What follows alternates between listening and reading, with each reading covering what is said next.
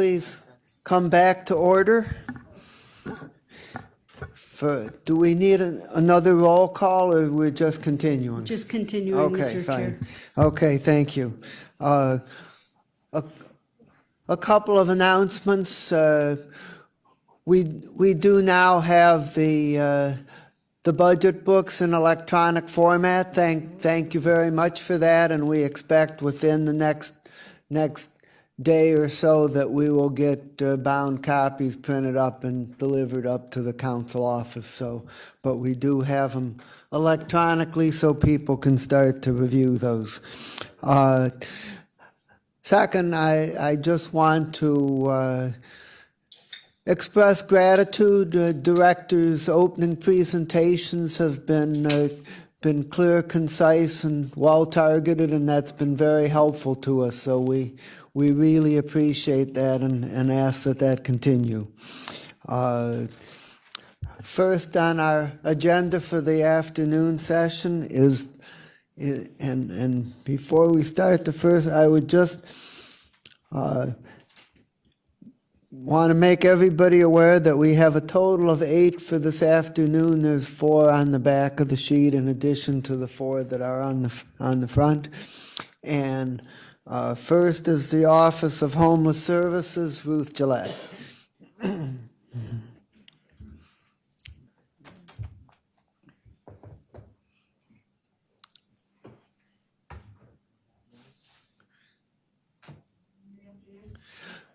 Good afternoon.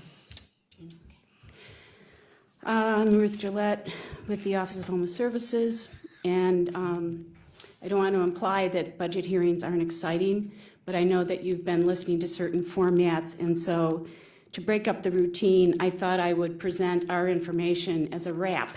And the good news is that even though it's going to be bad, it's less than 3 minutes from this beginning to the end.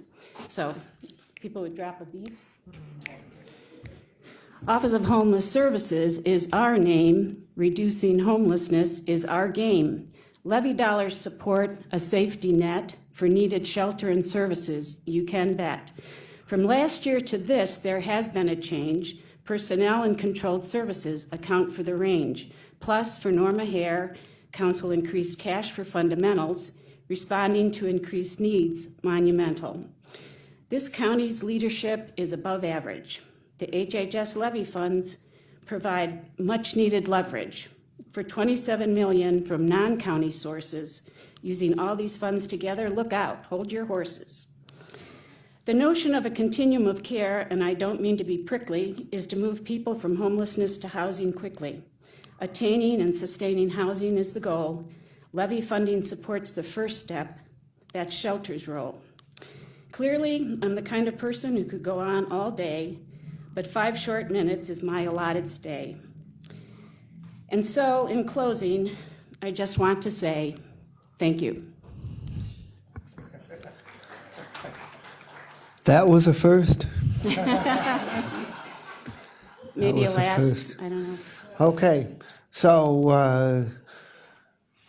are there questions by my colleagues? And if you could put them in a wrap, that would help keep the theme going here. Well, I was gonna say our old guy down there can. He was here this morning, you know, with the old guy. Who has questions?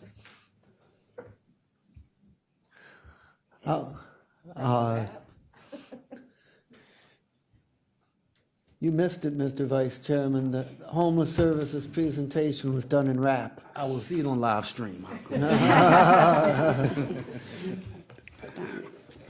If you remember, Ruth did something special for us when we first took office. Could you bring us up to date on where we are with the Norma her contract and what the administration's thinking is on where we are and where we proceed from here? To the chair, I know that the administration is in communication with council to develop a plan, but at this moment, I don't know that a final decision has been made. Councilman Tron. Yes, Director. I would assume that you've watched our council meetings or heard some of the live stream for the last 6 months to a year and a half, something of that nature, and probably have seen Ms. Lou take that microphone and comment about the way the operations are conducted and provided some feedback from her point of view. How would you respond to that as far as the way this budget reacts and what it does and its components as to the things she has brought up, and how would you address them? To the chair, to Councilman Schron, I think that the funding for the women's shelter and for the men's shelter has increased almost every year since we have developed publicly funded shelters for men and women. I think that, but that's both on the service side and for the women's shelter. There's a separate contract for maintenance of the facility because it's owned by Eden. And again, council has increased funding for the maintenance of the building as well. So, what is the amount needed to, provide the level of services that the community feels should be provided? I can't say. I don't know that we've looked at the budget with that question in mind. Clearly, the funding that comes from the county is not sufficient because the agency that has currently been running the shelter has sought and received additional funding from the city of Cleveland, from the state of Ohio, from FEMA, from private foundations, from the United Way. So I think that an analysis of a shelter operations best practice would be a way to answer that question. Well, and that comes through funding itself. So if you're here asking for funds to support the homeless shelters, what best practices have you looked at to make sure that when you're presenting your requests, that they are the best practices? Through the chair to Councilman Schron, I think what we have been committed to providing and have tried to provide is a basic safety net. So in other words, the ability for anyone who has no place to stay to access safe, immediate shelter. And that has been provided, that goal has been met.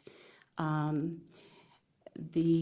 addition, there has been funding provided for case management services to try to help clients access permanent housing and other resources that they need.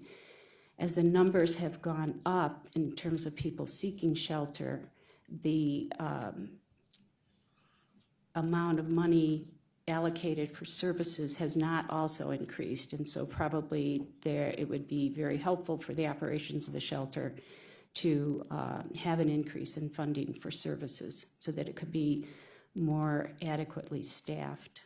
Okay, well, I guess I keep coming back to not necessarily the amount of money, but the way in which those monies are being spent, which is, both are elements of a budget, in my opinion, as far as how you go about that. And you keep coming back to the amount to increase would be what would be necessary. Did you do the analysis when you're requesting the funding as to the qualitative aspects of what you're asking for of the service providers? Right. The qualitative aspects include, assuring that in fact the services are provided on a 24/7 basis, that the building is adequately maintained, that the washers and dryers work, that the toilets flush, that the showers are operational in a building. So Food yes. service is up to speed and all those kind Food of things. service is a contracted service with Right. Lutheran Metropolitan Ministry. There's communication with them on a regular basis about clients' concerns about the food, et cetera. Okay, all right, thank you. Director, am I correct that most of the funding for homeless is federal funding? To the chair, I didn't bring a pie chart, but about the $6 million that is provided, or $5.2 million so the activities that are funded in our community include shelter, temporary housing, rapid rehousing, and permanent supportive housing. And so the majority of funding for basic shelter comes from the county, actually, and some federal funds. The other aspects of the continuum are funded almost 100% through federal funds. And Director, am I correct that a couple years ago the federal government engineered a transition in which transitional housing was de-emphasized, and if so, can you tell me what the impact of that is on our service delivery model here? Sure, to the chair. So through the 2009 HEART Act, HUD realigned and redirected funding based on research, so that the McKinney-Vento money had been available since 1989. And during that time, between 1989 and 2009, HUD funded the expansion of transitional housing in communities. So essentially they were paying for a temporary place for people to go from shelter where they could stay for longer, and presumably there would be services there. And so what was happening was that people were coming into shelter, primarily families, and would be in shelter for some length of time, maybe 6 months, and then, if they were able to, usually if they were higher functioning and compliant, would end up being referred to a transitional housing program that had a 2-year time frame. So essentially somebody could be homeless from 6 months up to 2 years, so 2.5 years. And at the end of that time, they were exiting, their outcomes weren't very good. They oftentimes ended up going back to family and friends, but the permanent housing exit was not the primary exit. And yet, the transitional housing model was a very expensive model, as you can imagine. So in looking at, again, with like research from all over the country, how can these funds be used to really serve people better, serve more people, and more efficiently? They looked at why people become homeless, why do families come into shelter, and found that for most families and most people, the reason they become homeless has to do with poverty, has to do with people who are low wage and or no wage or on fixed incomes. And when there is some emergency, a family emergency, a personal emergency, the first thing that they stop paying on is their rent. So, just like an emergency room, if you go to emergency room for services, you want, your arm set in a splint. You don't really need someone to tell you you shouldn't have been skateboarding. You just really need that immediate crisis responded to. And so what HUD said is this system isn't really about long-term shelter. It should be about being a crisis response, a homeless crisis response system. And so they began to implement in communities the notion that funding should be redirected to help people leave shelter more quickly through rapid rehousing programs. And rapid rehousing is short-term rental assistance. Because what they found was people who had lost their housing were much more successful in getting back on their feet with sort of ending their homelessness quickly, restabilizing in the community, re-enrolling their kids in school, being able to apply for a job with a fixed address, and accessing the other services that they need from a fixed address. And so the emphasis for shelters then becomes to focus on helping people move out of shelter more quickly, making sure they have IDs, making sure they have furniture, beginning to connect them to JFS and to other resources in the community that will help them have sustainable income. So the impact in our community was that for families, this redirection of funding to create a pool of funds that's all pretty much new money through federal sources. And at the same time, because this is happening in Washington, and because of what's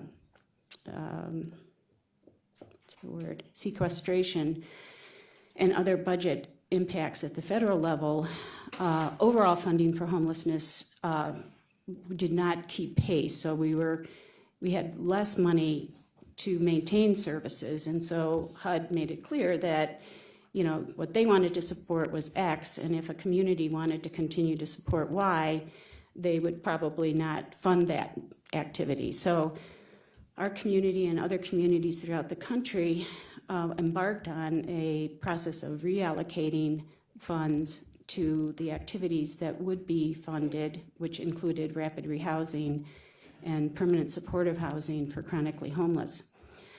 So I'm sorry, this is a long answer to your question. The immediate impact in our community was to reallocate transitional housing for several programs, but in that process, there was really, and primarily, well, entirely for single male adults.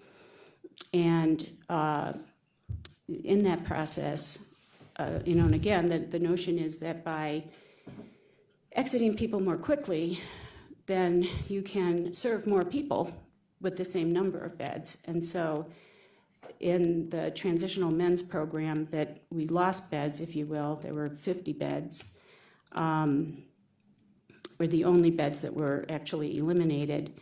Those 50 beds pretty much served about 70 people a year because the length of stay was so long that it didn't really have a big impact in the community, in terms of the number of single men. I mean, there's 4,000 single adult men seeking shelter every year. So by reallocating that money to rapid rehousing, you could serve 200 men with that money, with that $500,000.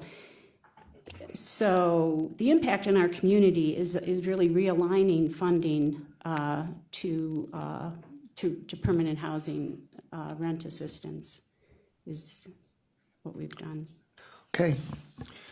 Other questions, Ms. Conwell? Through the chair to Director Gillette, there was a creative idea regarding partnering with Eliza Bryant for assistance with the women and men who are aging with disabilities. Where is that at? Where's that status? We're still pursuing that. I've been waiting for Eliza Bryant to get back to us. In the meantime, we have been trying to work more closely with senior and adult services, adult protective services to case manage clients in the women's shelter, particularly who are elderly and disabled. So we're still working on that. So who is it, more DSAS that hasn't moved on it, or Eliza Bryant? Well, Eliza Bryant for sure, because we had hoped that they would. They had come to us and offered 15, places for elderly women who were very frail, and it was exactly the population. And then they have not.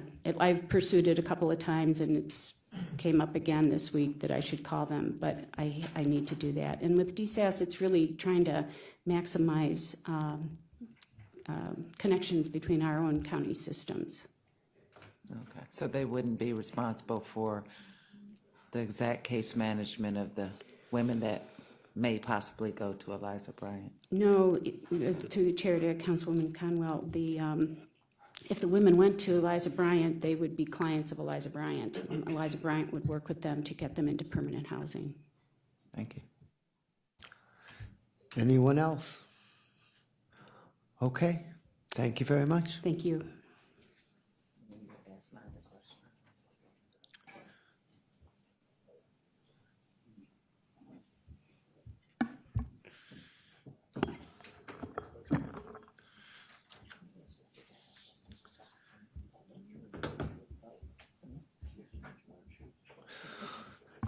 Next, we have Dr. Rebecca Dorman, representing Office of Early Childhood and Invest in Children, Thank you. along with Bob Stabe. Yeah, he's my wingman all.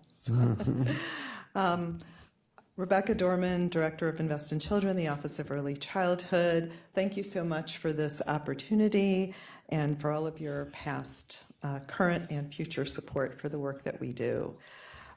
Since its inception 18 years ago, Invest in Children has had as its core goal creating a community where every child is healthy, happy, and ready to learn. We do this through an array of programs serving over 8,000 families per year from the prenatal period to kindergarten. Therefore, we're very pleased that the recently launched county strategic plan includes in it a goal that children are prepared for kindergarten. So our goal has really been lifted up in the county plan. We will continue to lead on this effort and work with our lead agencies and many community partners to provide an early childhood service system of the highest quality with evidence-based home visiting, early childhood mental health, and child care programs. In addition, our flagship high-quality preschool program, UPK, and its expansion is included as a priority in both the county and HHS strategic plans.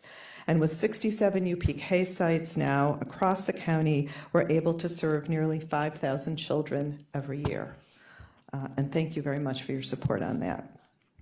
So I'm proud to say that the work that we are doing has garnered national attention. Earlier this year, we hosted a delegation from Detroit led by the Kellogg and Kresge Foundations. They came here for a 2-day site visit to learn more about Invest in Children as they create their own early childhood system in Detroit. I've also spoken with the mayor's office in Chicago recently about our family engagement work, and very recently with community leaders in Pittsburgh, all wanting to know how we've done it here in Cleveland and Cuyahoga County. Next week, I'll actually be in DC, where the National League of Cities is convening 21 communities across the country, all engaged in early childhood work, and I'll be presenting on the work that we've done here in our very strong partnership with the Pre-for-Cle work. So again, as a community, I think we have a lot to be proud of. So on to our budget, so I stay within my 5 minutes. We are flat funded in our program budget with 2 exceptions. With the launch of our UPK expansion this fall, we've started to utilize some of those 10 million public dollars that were set aside during the last budget cycle.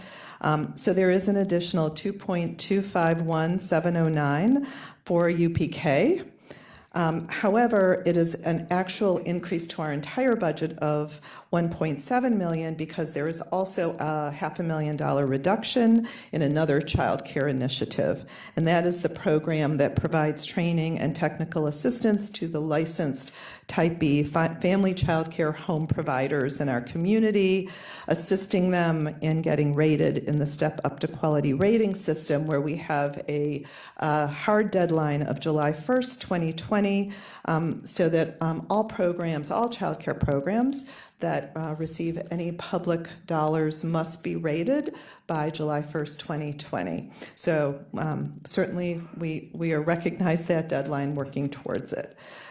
So to give you the lay of the land now, currently there are 600 Type B family child care programs. These are programs that can care for up to 6 children. And to date, 162 of them are in Step Up to Quality. And just as you probably know, programs come and go. So we had more rated at one time, they go out of business, you get new programs, it's always a moving target. That's where we are today. So the program that is going to be sustaining this cut is still working to get the remaining 438 programs rated, assuming that they are willing to do so. So we contract with Starting Point, which is the state designated child care resource and referral agency, as the lead on this. And so the cut to this program of $500,000 will reduce the program budget to the $933,551. And I'm happy to answer your questions. Ms. Simon can go first this time. You had to wait on other Thank you. ones. Just a quick question on the historical spend on this allocation that's now being considered a cut. Has there been underspent or has it been fully utilized? That's my question. No, we've always fully utilized. In the last budget cycle, we did have a reduction in this program of $341,000, which we felt was appropriate at that time because we were shifting from what we called our Gold Seal program, which we were running to this focus on the state. So, but certainly with the current funding level of $1.4 million, we have been expending it every year. And would you expect, if you had that in your budget, to fully utilize that Yes. amount? And how would you say this impact, how would this program be impacted if you don't have the money? And how will the kids be impacted more specifically? So overall, and this certainly applies to the center-based slots as well, the challenge is that right now there are about 23,500 children in our community today, of course it always shifts, that are receiving the public subsidy, right? These are low-income families who are in either a work or training program that qualify for assistance with childcare. At the current moment, we have 19,000 slots that are rated. So that so in other words, we have right now a deficit of about 4,000 slots where those children, if it was 2020, would be able to go. Because if the providers are not rated, the family can't take their subsidy there. So the 438 homes, 6 children per home, that's about 2,600 slots. I think it's also important to say that a lot of families prefer family child care providers, especially for babies and toddlers, because it's more of a home experience, it's in the neighborhood, etc. So it's not just, we already have a challenge sometimes convincing families to use high quality, child care. And I think it's more of a challenge if you have fewer choices, especially, so we want there to be the full gamut of choices and enough of these rated slots so that every family will have a good choice. 2025, we have a new challenge. So 2025, the slots must be highly rated, meaning they must be 3 to 5 stars. So as soon as we get to this first deadline, we've got a whole new deadline. And it's wonderful that the state has finally pushed us to do this and raise the bar for where public dollars are spent, because we want them to be spent in quality. But it's a challenge around the state that everyone is a little bit nervous about at this moment. Other questions? Ms. Baker? Just briefly, star rated, and then you said what, gold star or? Oh, yeah, sorry. And so this precedes, I think, your time on the council Right, a so, bit. yeah. We, because the state had not established a quality rating system of their own, and then even after they established it, they only allowed the Type B, the family child care providers, to come in within the past couple of years. Cuyahoga County, so we're unique in the state, we decided there needed to be a quality rating system, if you will, that we created and we funded. So once the state sort of stepped up with this, we eliminated the Gold Seal program because it wasn't needed anymore and the dollars that supported it. And so when we took the reduction last time, we thought it was appropriate. Just clarification, so the gold seal, is that similar to the star rated? Is it? It was, but it higher, didn't have lower? gradations the way the way Step Up has a 5-star system with points, and it's very complicated. Gold Seal, you have to participate in getting technical assistance, doing training, certain assessments, and so it wasn't set up in quite the same kind of a complex rubric that the state has created. Okay, thank you. Sure. Ms. Conwell? Through the chair to Director Dorman, how will the reduction of $500,000, you said that's basically a lot of training of new, how does that impact the actual way that we're going with the ratings? Well, as with most human service programs, most of the money is people, the people doing the work. There's a lot of so it would be staffing reductions.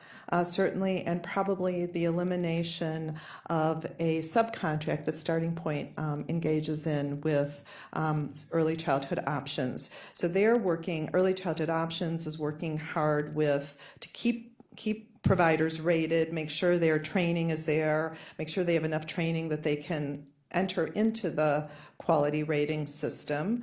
And then there probably would be a reduction of staff at Starting Point that are working with the homes. So, there aren't a lot of other places to cut because, as I said, this is really a program about training and technical assistance. So it's gonna impact the Yeah. training of, it's kind of oxymoron. Thank you. To follow up on Ms. Conwell's question, would you anticipate that at the lower $900,000 level that there will develop a backlog of providers waiting for assistance to help them get rated? Certainly, that's one possibility. I think the other very live issue, though, is I think sort of the most motivated providers have come through already, the system.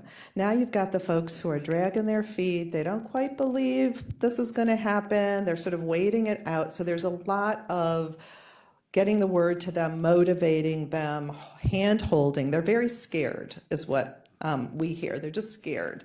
And these are, typically low-income women, maybe with a high school diploma, that are, needing to be coaxed into this system. It's a big new thing for them. So I think that, where a lot of the effort is going to come is that hand-holding, actually. So it's also a challenge in a slightly different way.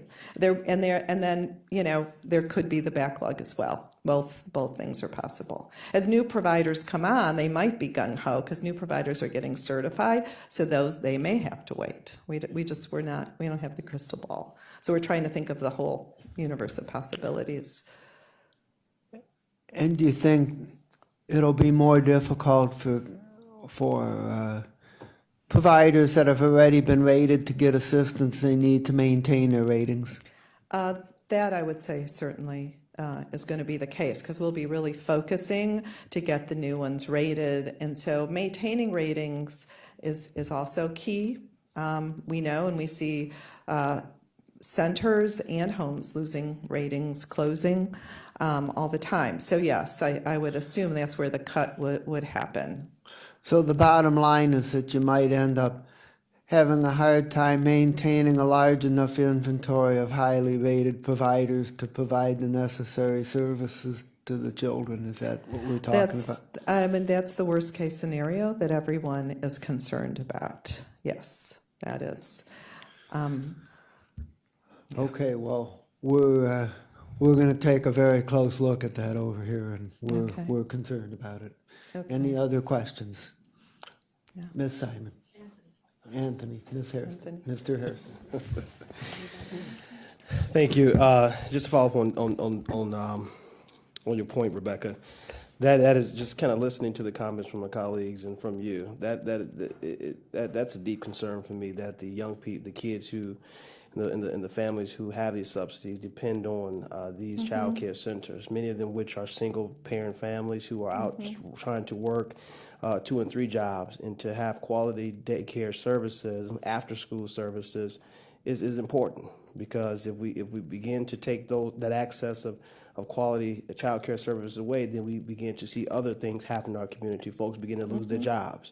Folks begin to pick up and move, and it creates a whole other problem that we have not even explored. Right. Just out of curiosity, what are some of the other challenges that we have not asked or we haven't thought of here that will result in this reduction?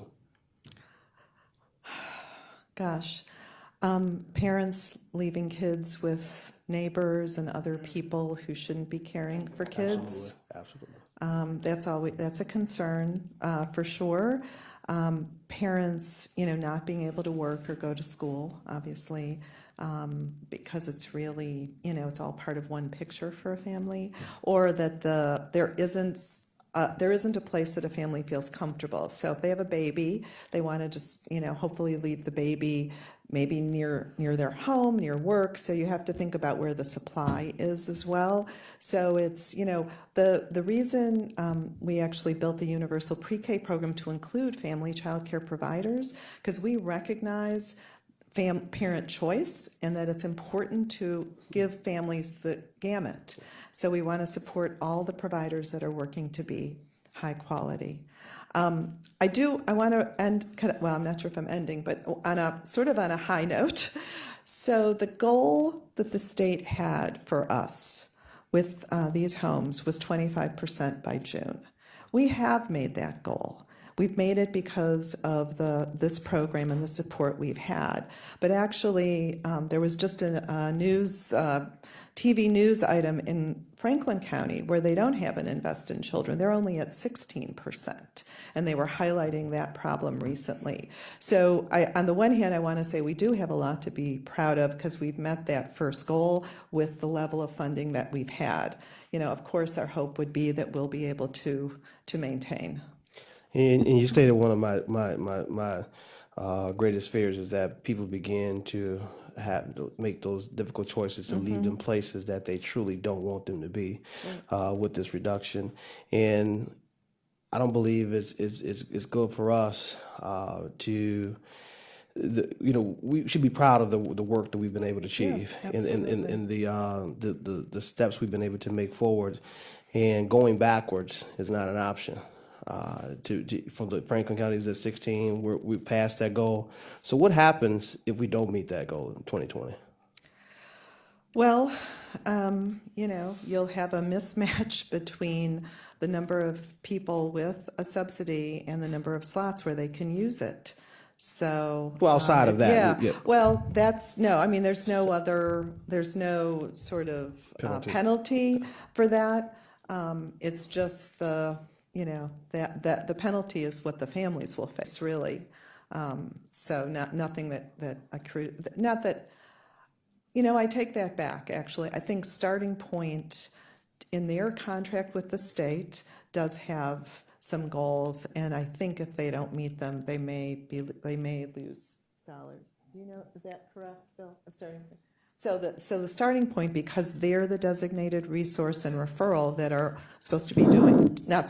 are doing and leading the work in our community, they've got targets, and it seems it's an interesting way for the state to do a contract. So if you don't meet your goals, we'll give you less money instead of supporting you to help you figure out a way to do it better. So, but that is a reality for that agency.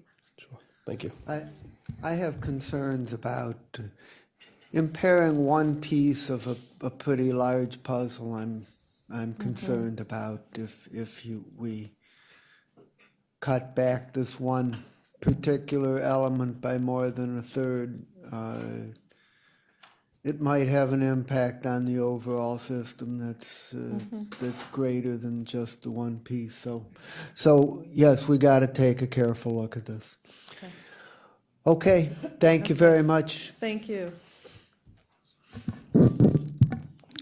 And next, we are going to call forward Ms. Robin Martin to speak to us about the Family and Children First Council.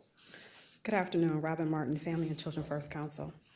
Our total budget is approximately $4.6 million, which is a combination of local, state, and federal funds. With the exception of one reduction, our budget is flat from the previous budget cycle.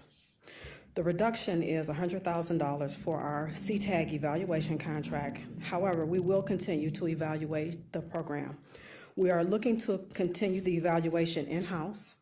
The evaluation has been set up by Case Western Reserve, and the lead is Dr. Chris Storman. Carrying it forward, it would be Mr. Leon Harris, who will soon be Dr. Leon Harris. And Mr. Harris is the HHS Deputy Director for Performance, Evaluation, and Innovation, and he would lead the in-house evaluation. He joined the county from Case Western Reserve University after serving as a research analyst for over 10 years at Case Western Reserve. And he was actually part of the evaluation team that set up the CTAG evaluation. The current plan uses satisfaction surveying, interviews, pre-test, post-test, and college tours, and a review of grades, attendance, discipline, graduation rates. And we will continue with those measures, so he will follow the exact same methodology that was set forth by the university. Currently, we are not adding any new initiatives or increasing any expenditures. There are no additions or reductions in personnel costs, and we are able to meet all of our obligations with our existing budget. Okay, thank you very much, and we're going to start the questioning in the obvious place with Vice President Jones. Thank you, Mr. Chairman. And thank you, Robin, for the presentation. You're welcome. Just a few questions. We did, obviously, we started with Case winning the competitively bid contract. Have they completed their work on the contract that they currently ends this year? My understanding is that the current evaluation is in draft form, and we will get the final version a week before Christmas. However, they can share a draft with us on Monday when Dr. Storman returns. He had a speaking engagement out of town this week. Some of the things that have slowed down us getting the evaluation sooner is that some of the school districts have very limited staff that are able to pull the evaluation data. Some of the districts have to go outside of the district to have their information pulled.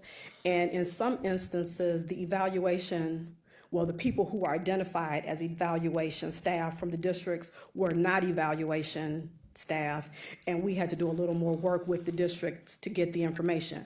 But moving forward, they actually know what we're asking for, and so they will, I'm hoping that we will have an easier time gathering the information now that they've gone through a cycle. Okay. And I get that the school systems were. Some of their systems are antiquated. Yes.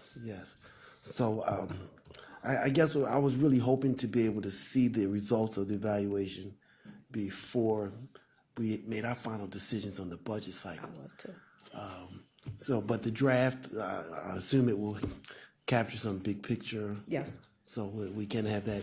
When again will we have the draft? Dr. Storman will be back on Monday, and I will contact him Monday. And per the request of council, it does cover current year and a retrospective evaluation of the first 2 years of the program.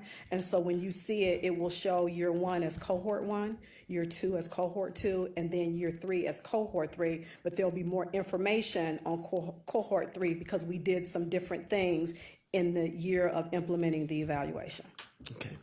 And the person again, Leon, who is going to be the evaluator on staff with county now, the deputy, his name is Leon? Leon Harris. Leon Harris. Okay. All right. Okay, that's it. Okay. Ms. Conwell? Through the chair to Director Martin. Dr. Leon Harris, I know you stated he was with Case. Is he now an employee of ours? Well, Yes. he will be soon. Being No, he doctor. is. He will be a doctor soon, soon, but he is right. currently an employee of the county as of July of 2017. And Mr. Chairman, if I might, will he simply be doing this evaluation, or what is his bigger role? The evaluation for more than just this? Or? He has a larger role with the county. I'm not sure of all of his responsibilities, but the ones that I know of is he is the lead for the HHS strategic plan, along with David Merriman.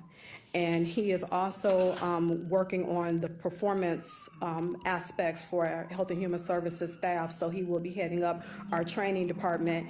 And he is also, he'll be working with the incoming director and the current interim director on any other innovation aspects we have under Health and Human Services. Does Dr. Harris have a staff to do the evaluation of CTAG in particular? But He has some staff, but the administration is in the process of building more staff on his team. okay, thank you. And Councilman Hairston? Thank you, Mr. Chair. Thank you to Mr. Jones for the question as it relates to the evaluation. for those that know, they know that this CTAG program has been very, very successful. We've been able to help increase some graduation rates, attendance rates, reduce the number of young people who have been sent to in-school suspension, and so many other different categories. And it truly has led to some good things in some of our school districts that the CTAG initiative is operating. But I don't know if Mr. Jones or Council President or Mr. Miller or even Mrs. Martin recall a letter that was sent to us by the superintendent of the city of East Cleveland, who currently operates a CTAG initiative as well, who continued that effort after the state had cut funding for the statewide initiative and is coming to the wits' end. A community that is very much different than every other community in this county. Yes, they all have challenges. Yes, they all have different things going on that affects their budget and affects their overall quality of life in their cities. But East Cleveland is uniquely different than many other places. And the students there are faced with very different challenges that a lot of other young people that are not faced with may have never seen in their time where they are currently residing. And so just to Mr. Jones and Mrs. Martin, that to not include that city school district into the current CTAG initiative would not be the right thing to do. Looking at the circumstances there, the need that is there, and the environment in which these young people live in, I hope that, I understand the budget was flat and there was a reduction only to the contract, but a way that East Cleveland School District can be a part of the initiative in some way. Maybe that's a conversation we have to have, but I want to make sure that you were aware of the ask and that the administration and this council was aware of the ask from the city of East Cleveland, the school district, in particular, the superintendent letter that was sent over. So if no one has had a chance to see that, we will make sure that it is sent to you. Okay. I have not seen it. I heard about it, but I have not seen it. Yes, thank you. Councilman Jones. With that comment, if there were additional cities added to CTAG, would Dr. Harris be able to handle the workload of evaluation if there were additional cities added? I think we would have to revisit that as cities are added. I think if we just added one, yes. But if you're talking about adding more and more, we would have to revisit that question. Thank you. Okay, fine. Okay, thank you very much. Thank you. Well, we are getting to the time of day that is the afternoon sag, and so to raise the energy level, I'm going to bring forward a very vivacious director, Crystal Bryant, to speak on the Office of Reentry. Good afternoon, Council. Again, Crystal Bryant, Cuyahoga County Office of Reentry. I will do my very best to speak as slowly as possible. So, the Office of Reentry is solely funded by HHS levy dollars. So we would like to thank you, and we will spend most of this time kind of discussing the transition of the office. The Cuyahoga County Office of Reentry serves as a thought leader, an innovator, an advocate, a funder, and a convener. Most importantly, we have three major functions. That's the removal of barriers for people with criminal backgrounds, that is expanding access of services, programs, and just all around important things in terms of removing barriers for policies, et cetera, that gets in the way of people providing or having opportunities. And lastly, we inform the public disclosure. So we work on kind of removing the myths about who reentrants are, who people with criminal backgrounds are, so that they have access to the expansion of activities, services, et cetera. Reentry is not a program, though. It's very, very important for you all to understand that. So when I begin to kind of discuss some of the transitions in terms of the line items, you understand why we did that. So while programming is very, very important to many of my sister agencies as well as me, we fund a multitude of things because reentry is so complex. We fund a total of 10 things that incorporates a combination of full-time positions, workforce, programming, social enterprises, as well as actual service center. So because of that, we have to do some transitions from a program approach to more of a systematic or systems approach. And so what we've been able to do is reshift some of our dollars in this upcoming budget to represent a systemic approach to things. One thing that'll be added is a records analyst position. So a records analyst has to be LEED certified. It's a law enforcement national database that helps actually track recidivism measures. Because for the last 8 years that we've been in existence, while the former director has done great things for the Cuyahoga County Office of Reentry, we cannot show actual impact in terms of recidivism. We may be able to show how many people received housing, how many people were placed in jobs. We may be able to show how many people received a new certification in terms of employment, but we cannot show how recidivism has actually been impacted. So in order for us not to place that burden upon some of our nonprofits or service providers who simply don't have the resources to do that, the records analyst position will be created for a very small price to look at whether or not once a person completes a program or a service funded by the Office of Reentry, if they in fact were rearrested, reincarcerated, or received a new conviction, that they were sentenced as a result of the conviction through this analyst. The second thing that we have realigned some dollars to do, or repurposed some dollars to do, is look at a digital going home to stay guide. So I've met with several of you in the past where you guys have kind of seen the hard copy from our vendor of the going home to stay, which kind of acts as a system navigator and a hard copy for people who are returnees or people with criminal backgrounds. Should they need housing support? Should they have debt, et cetera? It kind of tells them or terms out where to go if you need this service. Well, our current vendor for that contract is United Way. And what they've specified for us is that we are one of two who still receives a hard copy for a book. And so the thing is that we now produce that book on every 2-year biannual basis. And so in 2 years, a lot of services and things change that may no longer be relevant to the constituency, as well as you all who are on the front lines of our services for a county representing us all. So with that being said, one of the things that I've started to do is speak with ODRC, which stands for the Ohio Department of Rehabilitation and Correction. It's where most of our consumers or our clients come back home from in terms of returnees, to find out what the returnees actually have access should we transition dollars into a digital database for them or a digital download. So in fact, I found out that they are able to do this. And another issue for us is a huge issue. You heard Ruth when she first got up from the Office of Homeless Services, even Rebecca from Invest in Children give you an exact number of how many people she needs to serve.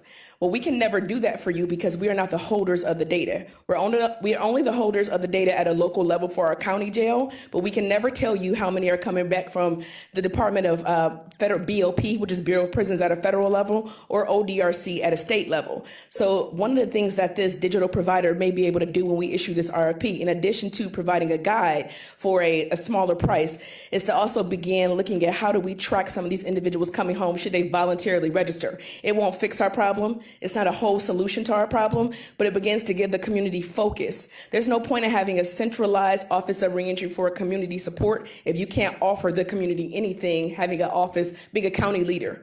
And so the last thing we plan on making a transition of line items to is an asset map. So I know you guys have heard tons, everybody wants to map, right? But it's critical in reentry. So the good thing about reentry is that everybody loves reentry. The bad thing about reentry is that everybody loves reentry.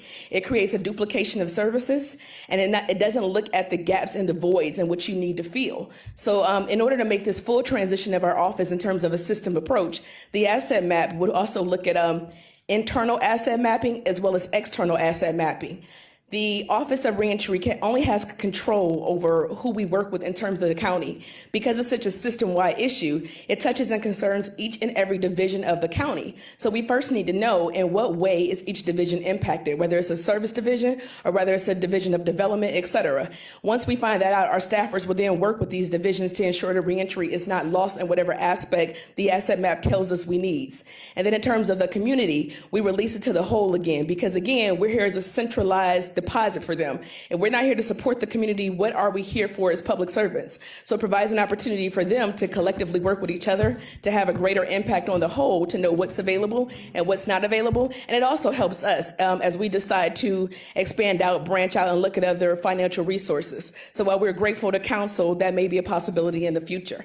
I try not to speak fast, but I think I failed you all. So and that is all for my presentation. You just made maximum use of the 5 minutes available. Thank you very much. Questions? I just wanted to know, you never took a break and never took a breath. So I just wonder how you did that. Well, that's actually how I started messing up. I should have took a breath. I'm like, I'm messing up, man. I had my role ready. Okay, we'll go with Vice President Jones, followed by Brown. Thank you, Mr. Chairman. So the digital, the book itself will now be digital, but you'll still produce the physical book? So we can still print the physical book. Maybe 2 or 3 years ago, that the former director made that transition. We used to do external printing. We now print in-house in terms of the county, so the dollars are still there. They can actually come out of another line item for the print. So should you all need that print, because sometimes it's just useful when you're in the community, we've already anticipated that, and we know where their dollar amount will come from, and the dollars are still there to print. So we have 2017 books as of now, and remember, we do them on a biannual basis, so you would be good up until 2019, and should you need more information or resources, we can look into how do we do a downloadable PDF or just a hard copy, removing the year and making sure the changes are updated. Okay.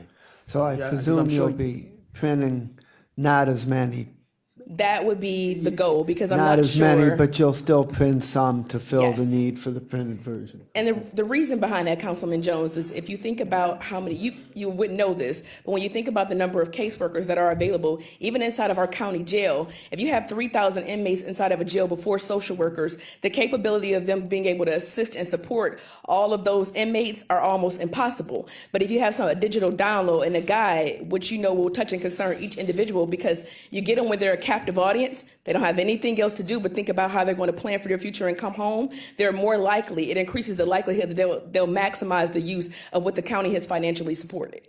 Okay, I fully support the digital, but you know how critical I know. the book I do. is. I sit that book on the coffee table in my office, and they disappear. No, and we Not stay. we also think about the fact that even when you don't have some reentries who want to touch it, you have the community. You have grandmoms, grandparents, people that support Exactly. them. So we've considered that, and we'll ensure that we're Right. still able to do some level of print as well. That's an excellent point. It enables grandparents and family members, so you're just not that they're not just not letting someone couch surf.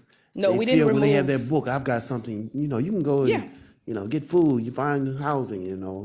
Get off the sofa. Yeah, we did not remove any programming dollars or shift any programming dollars in order to do it. There's actually a contract that ends when we talk about evaluation that's no longer needed, so we can shift that dollar amount as well as a small increase to ensure that these things happen and ensure the printed copies are still available for members of the community and council at large. Okay, and Mr. Chairman, if I might ask, let me shift to the social entrepreneurship program. Sure.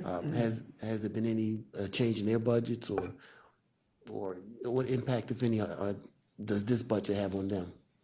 This budget is where it needs to be able to support that Shopping for Change model. Because it is a social enterprise model, the goal is for them to become a sustainable business on their own. So we've talked about he's always building and driving at the same time. And he is their director, Brian Mock. He is a great guy. He does really good work with those ladies that are in the Ohio Department of Rehabilitation and Correction.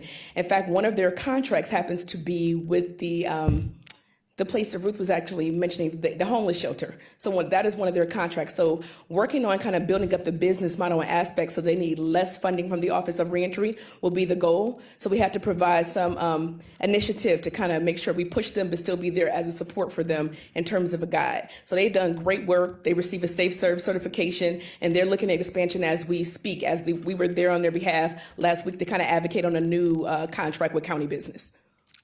You're referring to the central kitchen. That is correct. Okay. As you said that, it just made me think, since our county jail needs a contract, is that a consideration?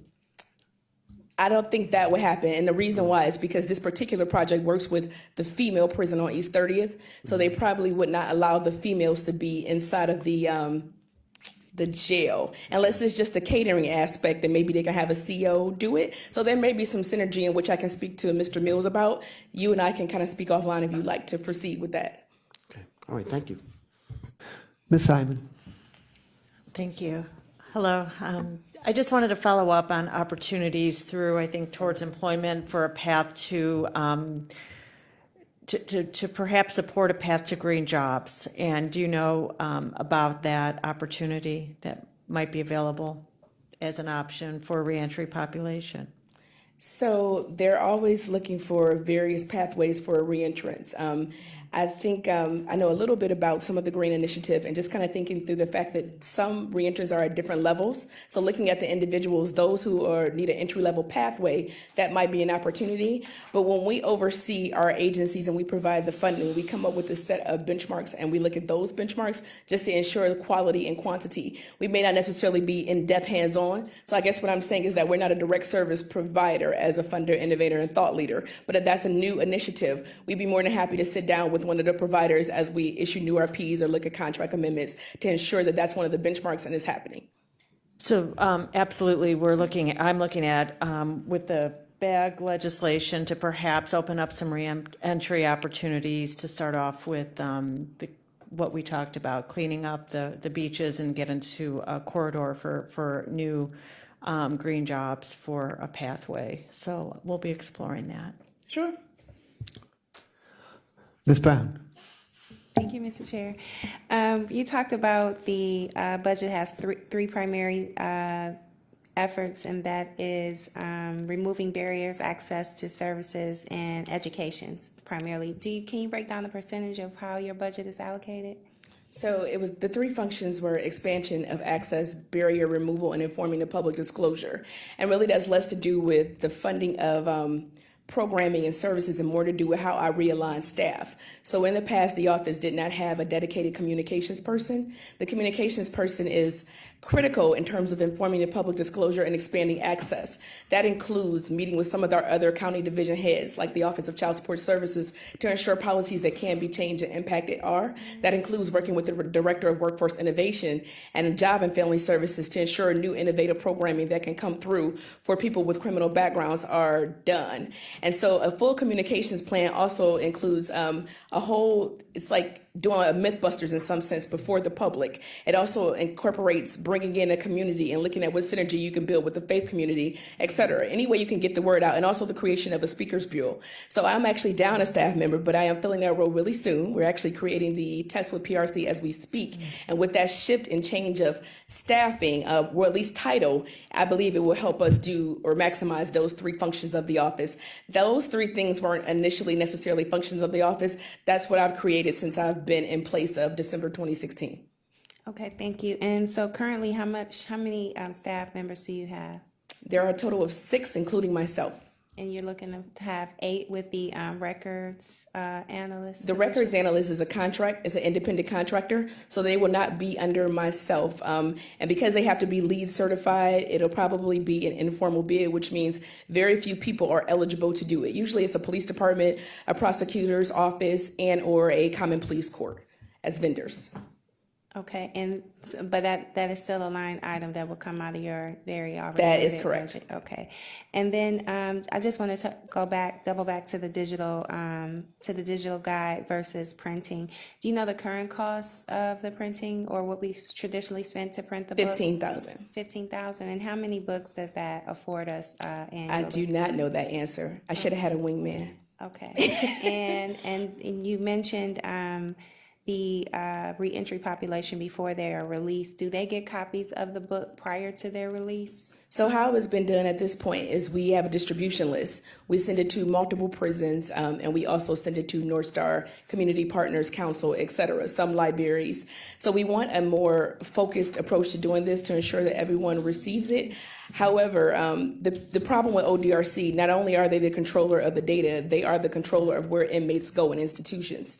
So with the exception of the reintegration center being Northeast and Lorraine, they have a way of kind of coding, like Rebecca kind of talked about, where they look at your most violent offenders being placed in one place, and then it coming down a little bit in terms of your risk levels. We have no control over that. So you may have a lot of Cuyahoga County inmates that are planning on returning to Cuyahoga and Belmont, which is about 3 hours out in 2016. In 2018, they may make a transition to Lake Erie. So since we have no control over where they go, that set distribution list changes. And that's why, again, the digital area, or going into a new way of doing this with tech, becomes a better way to have impact on this without losing some of the print versions for the community.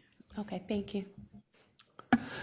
Thank you. And Director, You said that you repurposed some funds to do the record analyst, the digital, going home to stay guide, and a couple other things. When you did that repurposing, what got cut or eliminated to make that money available? Sure. So there's a $25,000 contract with Case Western Reserve that will actually end at the end of this year, and it was for evaluations. 2 years ago, we started we fund a new project for the Euclid Jail, in which we provide funding for 2 programs inside of the Euclid Jail, and that evaluation component was built up externally for that. So when that contract ends, those dollars are freed up, and those dollars are shifted to support some of these areas. And then we received a small increase. So with the small increase and the void of the older contract, we're able to support these new initiatives. Great, thank you. Anything else? Thank you very much. you.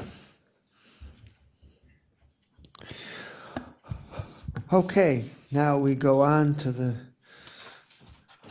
back of the page, and I understand that Director Keenan is going to present the executive administration budget, so I would call Director Keenan forward for that purpose.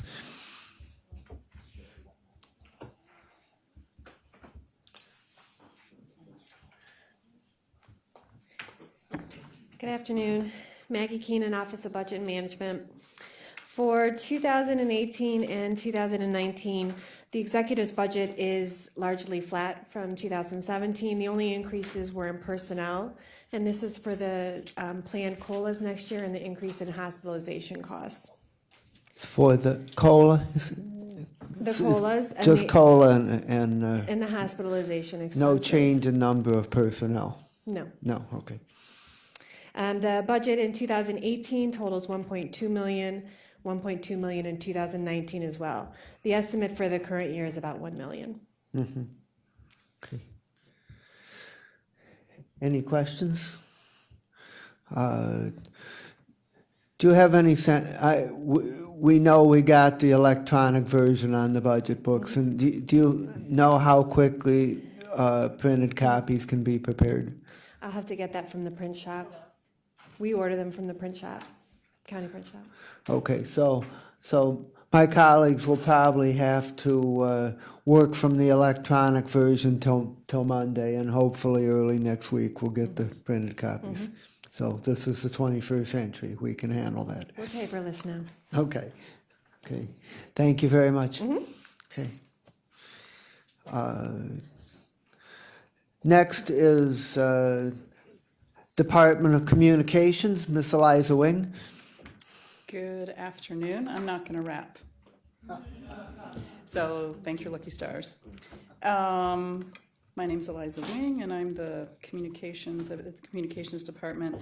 Our budget is essentially flat. The only thing you'll see a slight increase, and that's because Chris Harris, who's over at the medical examiner's office, is being pulled into my budget. So we're just switching his salary because he supports communications to the centralized budget.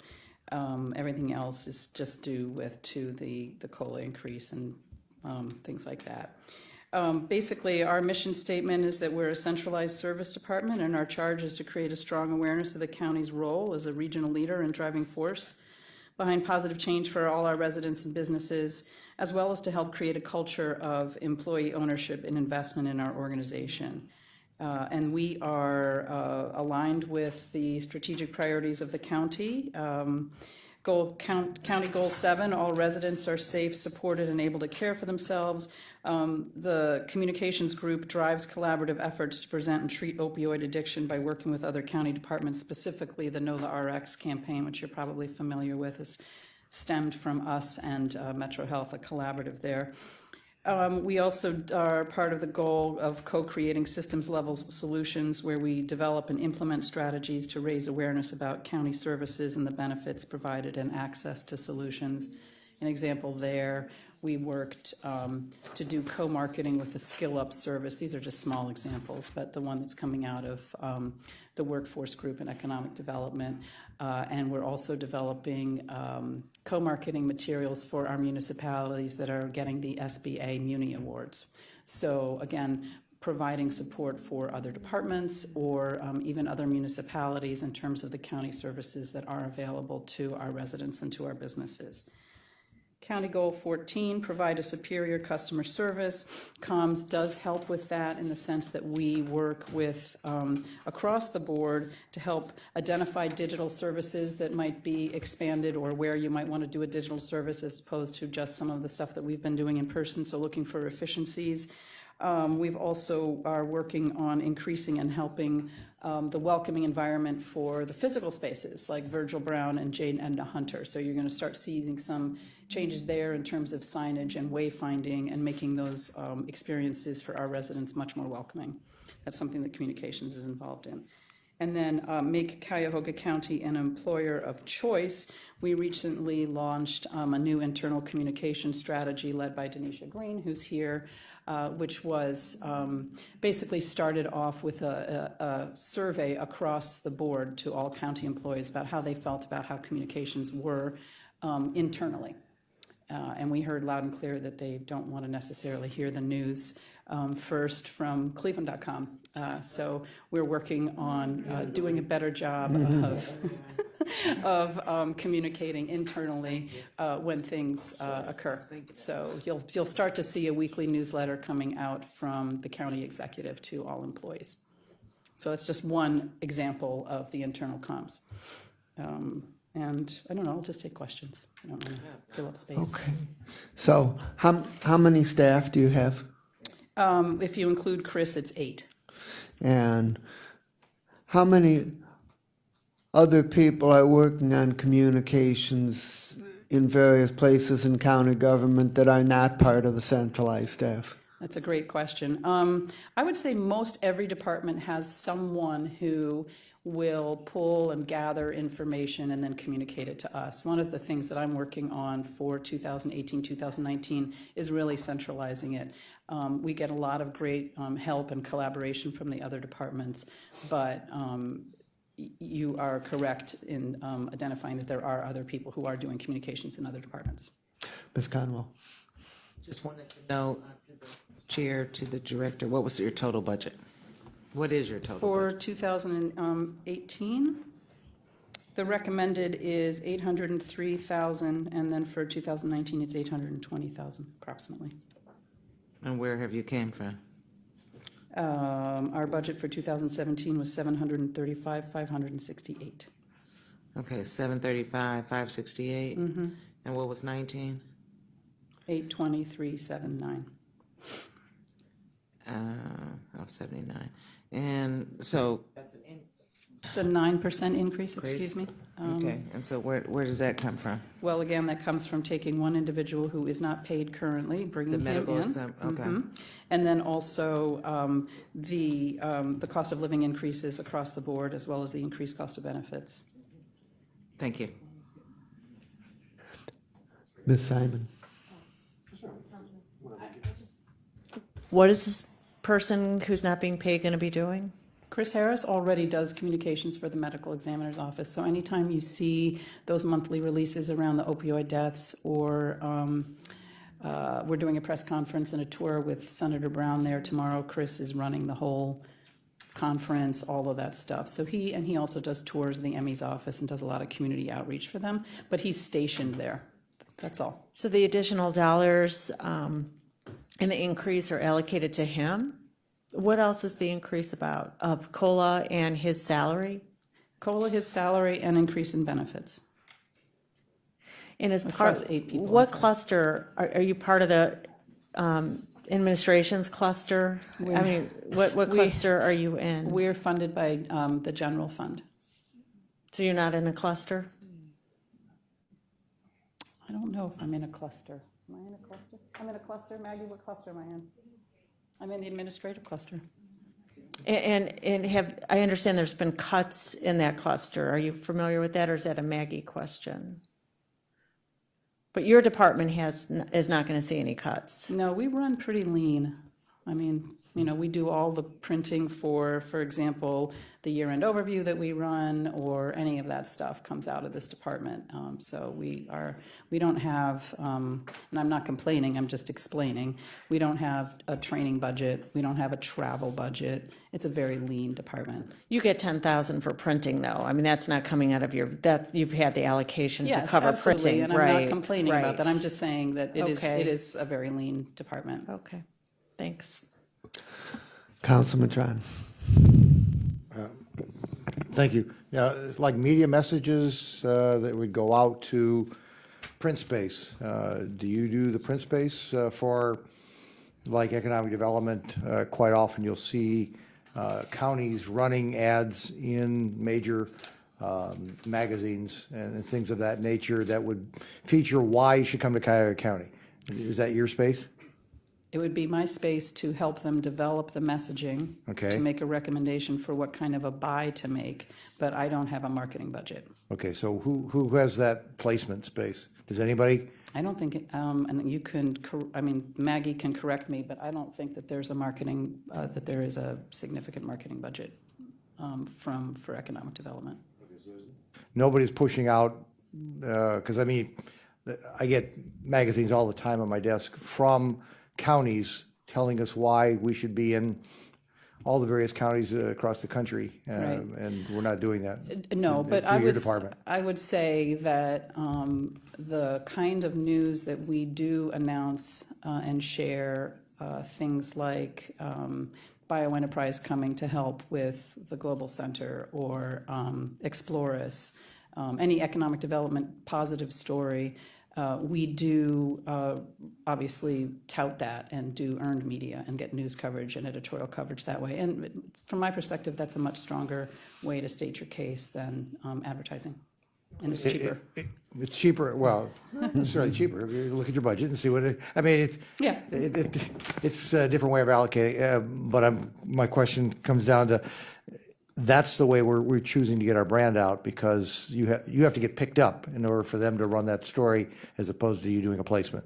That's correct. Yeah, and so you're at the mercy of the media saying, hey, we've run enough county stories, we're going to run one on City of Cleveland, or whatever happens to be, whatever they choose to do as far as the earned media. That's true, but as you know, marketing campaigns are extremely expensive, and they're not always an efficient way of using your dollars. So we don't work directly at all with like places like Destination Cleveland to get a common message about the county.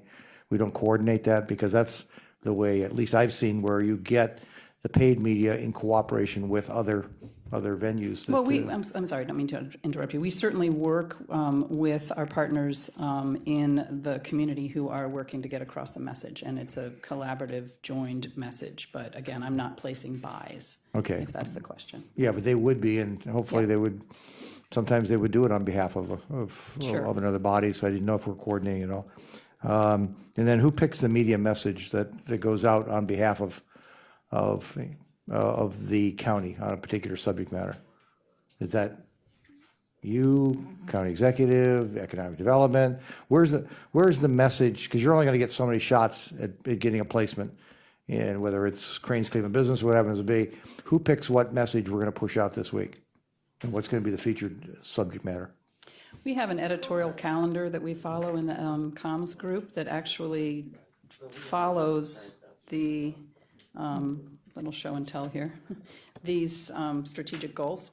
So we use that for weekly messaging, just as a sort of a spine, if you will, around our ideation. But if there's news coming up, we're not going to say, well, we're not going to talk about something because it doesn't fit into our individual well-being bucket. So we're constantly working with the flow of news as well as the messaging to get across what it is that we do that's aligned with our strategic priorities. And then to answer your question about who's shaping it, really the buck stops here, but we do work really closely with the department heads, and the county executive quite often has very good and strong opinions, and so we work with him as well, and open to any suggestions from the group as well, any input. like if a negative story is going to appear on the nightly news or something of that nature, how far in advance are you preparing a responsive piece, or what do you know about that and getting that out there? So Mary Louise, who you are all familiar with, does work directly with the press in terms of what I call putting out fires. And she has very good relationships in the community. So she quite often knows if something is we're getting questions, and then she will go to the department head, and she does a lot of research. So she completely understands the sort of the pitfalls and the good points, all of that stuff. That's what she does. And so then she will prepare sort of like a one-sheeter on how this story might pop and the kinds of things that we might be looking out for. And then she prepares the individuals who mite be questioned. And within your budget, do you have a place in there that perhaps analyzes when a whole inundation is going to take place? For example, we got one right now that, oh, she's not here, on the bag. We're getting inundated from some group that's obviously doing some marketing to us or pushing out a message to us. Do you get engaged at all in that? I mean, we're getting, I think, probably 300, 400, 500 emails that it looks like it's a campaign. It's a marketing campaign that's coming to us. Do you get involved in understanding that and trying to get counsel either us or as where it's coming from, counsel the executive, any of that stuff? So in that case, that particular case, I wasn't aware that you were getting those. But I'm happy to know and happy to help. Now you know. Now I know. No one's half the battle, right? I think there's probably 400 or 500 a day, or not a day total that have come in. Yeah. So I didn't know if you get involved in the campaign side, not necessarily to counter it, but just to inform us as to where it's coming from, what's going on, because it's somebody, I would assume, in your position, Sure. someplace else in another organization that's doing this. Sure. I mean, my message is if there's something like that you want help, we're here. So. It's not to counter, it's just to figure out where it's Yeah. coming from. Yeah. Yep. Okay, that's good to know. Thank you. Ms. Baker? Thank you, and a few of my questions were in Councilman Sean's questions, but the ERP, are you involved at all in that communication when that gets up and running as far as their website and what people see? And So Denisha has been working with them in terms of the change management and the communication. So the Drive portal she worked with IT on that. So yes, in the sense that we receive the information and we work on and helping them disseminate it. okay, good, that's good to know. And secondly, aside from marketing and buying ads and Sure. pushing our name and branding out there, what type of efforts do you have in our local communities? What do our communities know about Cuyahoga County? If you were to ask the average person who may be in need of a service, that they would know, oh yes, I know about that because. What do you get involved in? I know you do a lot probably with our senior centers and maybe our schools, but overall, how do you reach those constituents of Cuyahoga County that are outside of what we do here? So that's a great question. We actually established a regional news service. I'm not going to denigrate it, and got all of the contact information for all the municipalities, their e-newsletters, their social media feeds, and we are twice a month popping out a short news bit for them. So last week we did, I believe, the library partnership. Next week we'll be doing the increased drug drop-off box locations, things like that, sort of news that you can use. And then also it is being formatted for their social media feeds. Our social media feeds are also basically stories and things that we can control. And so one of our biggest goals is to increase our social media reach because it allows us to tell our story and people in the municipalities can receive it. If I may follow. Please. So what outlets would you specifically say if someone said, I want to learn more about what county council offers in the different departments that are there? Would they go to the library? Would they go to the schools? Would they go, where would I say, well, just go to your neighborhood library and they'll let you know, maybe they're not computer literate. They'll let you know, they'll have brochures there.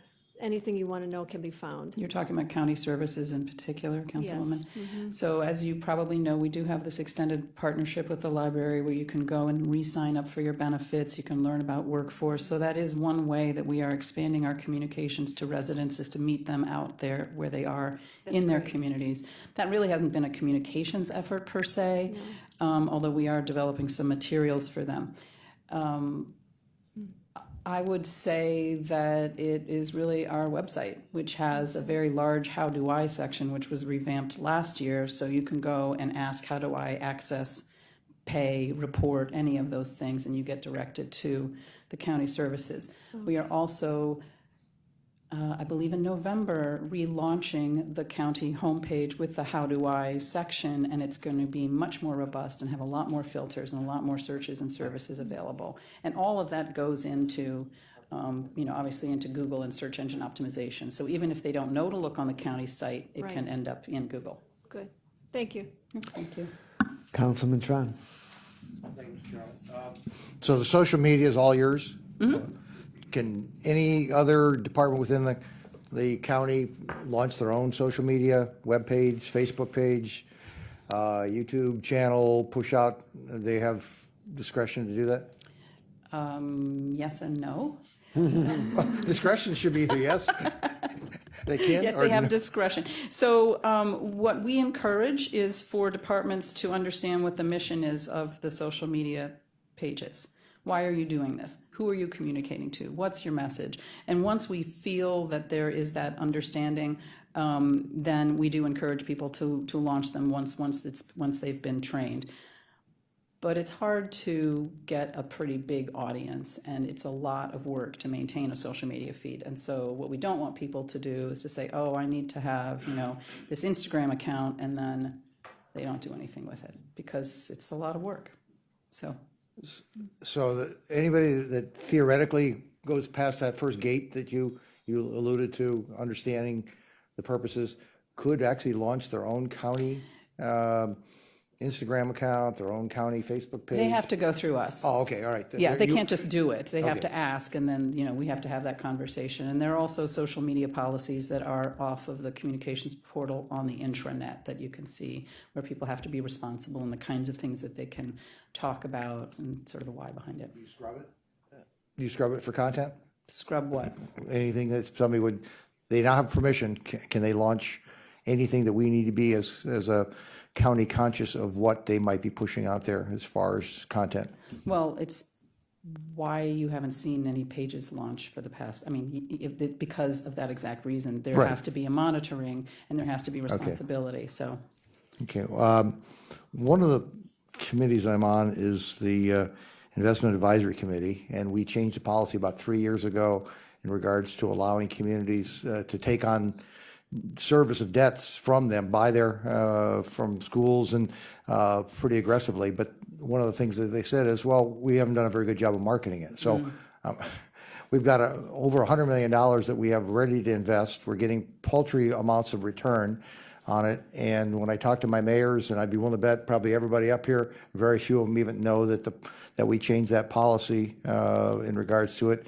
And the response I heard back was, well, we haven't marketed it. And I didn't know whether they are supposed to be coming to you from the treasurer's office, or the treasurer's Yes. office is supposed to be doing that on their own. No, they should come to us. Okay, well. We We sent out one email, and we sent out one email when we launched the program probably 3 years ago, and and I know that's not going to be a success. It's got to be 5, 6, 7, 8, 9 times before it even gets acknowledged out That's there. right. And the deadlines and, Yeah, all kinds that of things. stuff, Yeah, right. all kinds of stuff like that. Completely agree with you. Okay, well, I will highly suggest that they shouldn't. Does everybody here know in the county that they should be coming to you for stuff like this? I think so. Okay, because I would highly suggest, because it came out, I think, through the financial side, the launching of the program, and it just never got the energy or spark, and it just needs to have somebody like yourself pushing it to all the 59 communities and all the school boards and things of that nature, tell them. And especially where it looks like there's going to be a change in the law that's going to allow it to go out from 5 years to 10 years, which will really dynamically change and make us hopefully millions of dollars here and save millions of dollars for our constituents. Okay. Thank you. a couple questions to follow up on Mr. Schwann's line of questioning. Is anybody like the partnership or downtown Cleveland or anybody like that currently doing media marketing to promote Cuyahoga County, to your knowledge? No. No, okay. Well, And excuse me, I'm sorry. Team Neo does do marketing too, but it isn't, so the no should be qualified. I don't believe there's anyone that's specifically just doing this county. When you have Team Neo, you've got an 18-plus county footprint, is that correct? Right. So, we do have people marketing the region. on the media, they're buying advertising, marketing Northeast Ohio, is that right? Yes. They are, okay. And did I hear you correctly that any social media content, your office has to review it before it's sent out? No, not exactly. There are certain departments who have social media feeds. DCFS is a good example. They've had a social media feed for a while, and we trust them to do right by it because they've been trained and they know what they need to do, and they stick with the policy. So it's not every single thing is then coming, because we can't be a bottleneck like that. It's not fair to our. Okay, so once a level of trust is established, they're able to do their own. Okay. Anything else? Okay, thank you very much. Thanks, everyone. Okay, and next, we are going to bring forward Patrick McDonald to tell us about the Cuyahoga County Board of Elections.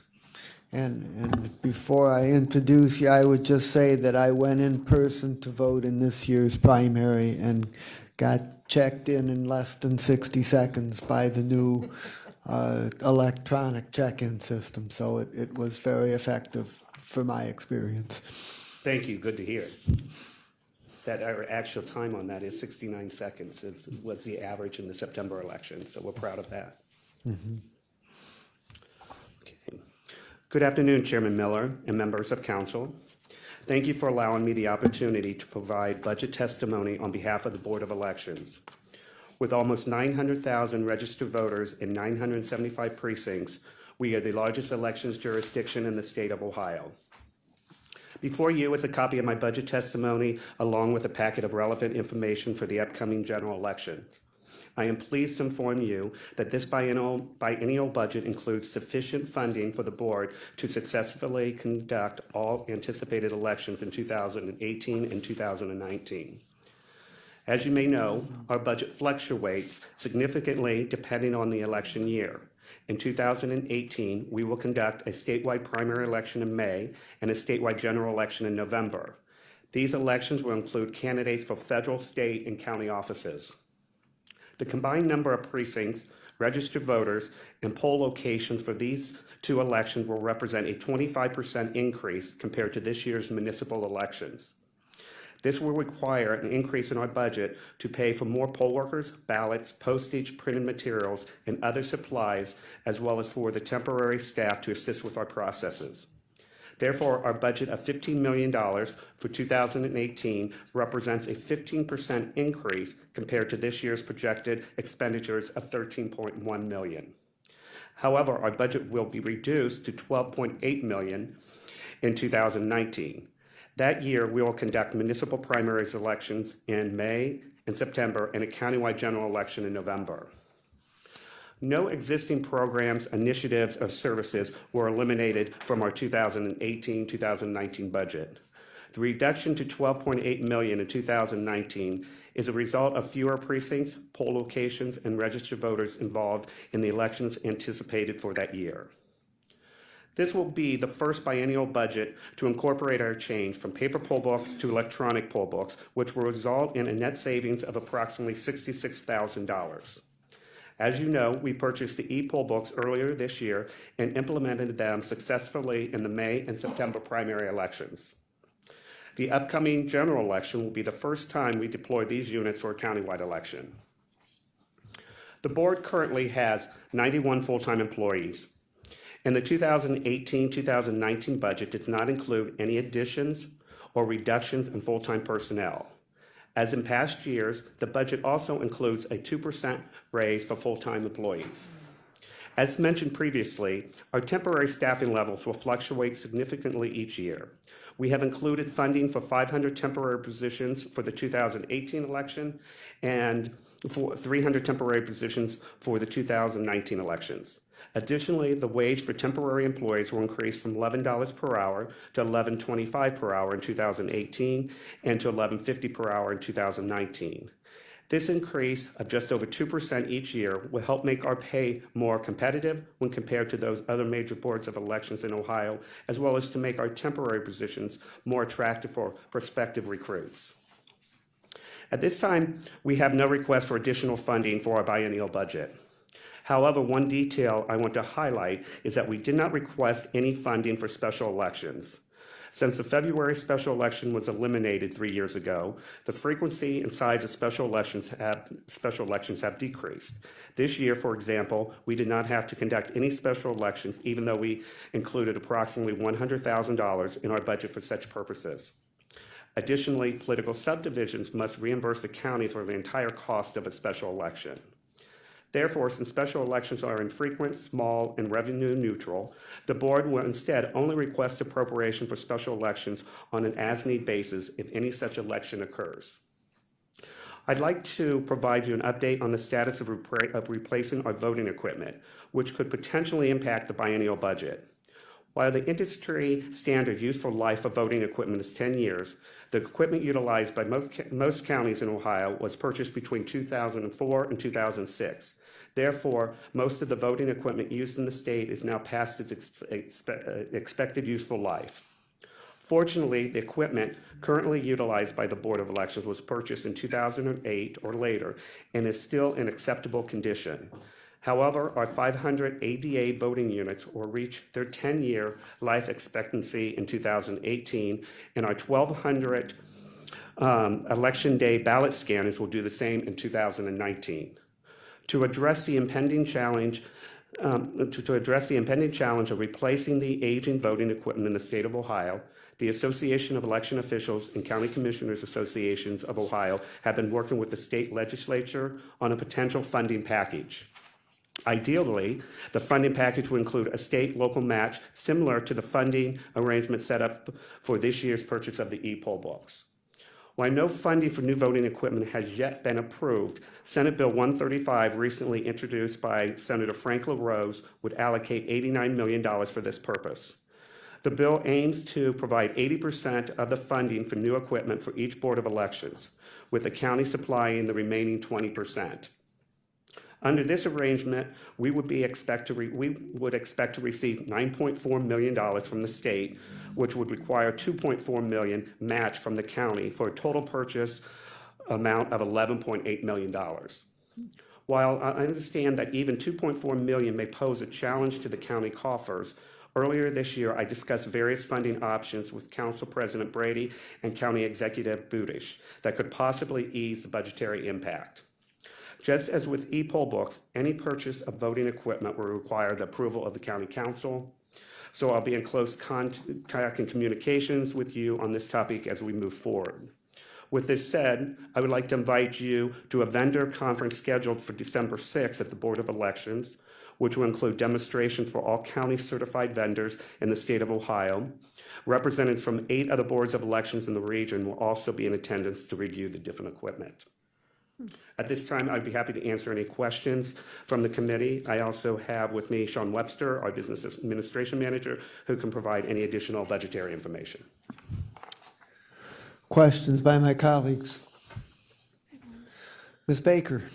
Thank you, and thank you for your presentation. I know how hard you work out there.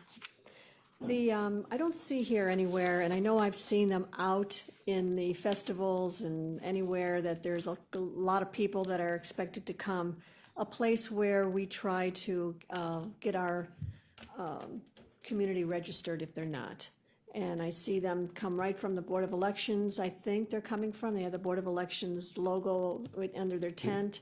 I know League of Women Voters, also another piece of that, trying to always work through perhaps the libraries, anywhere there's people throughout mostly the summer. Where in your budget do you allocate for that?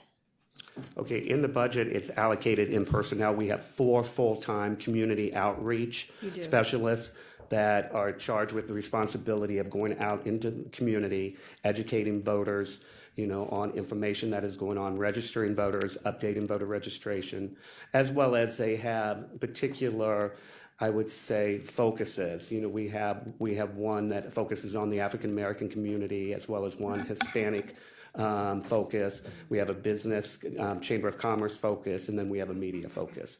But they are basically, their budget is absorbed in our overall total administration expenses.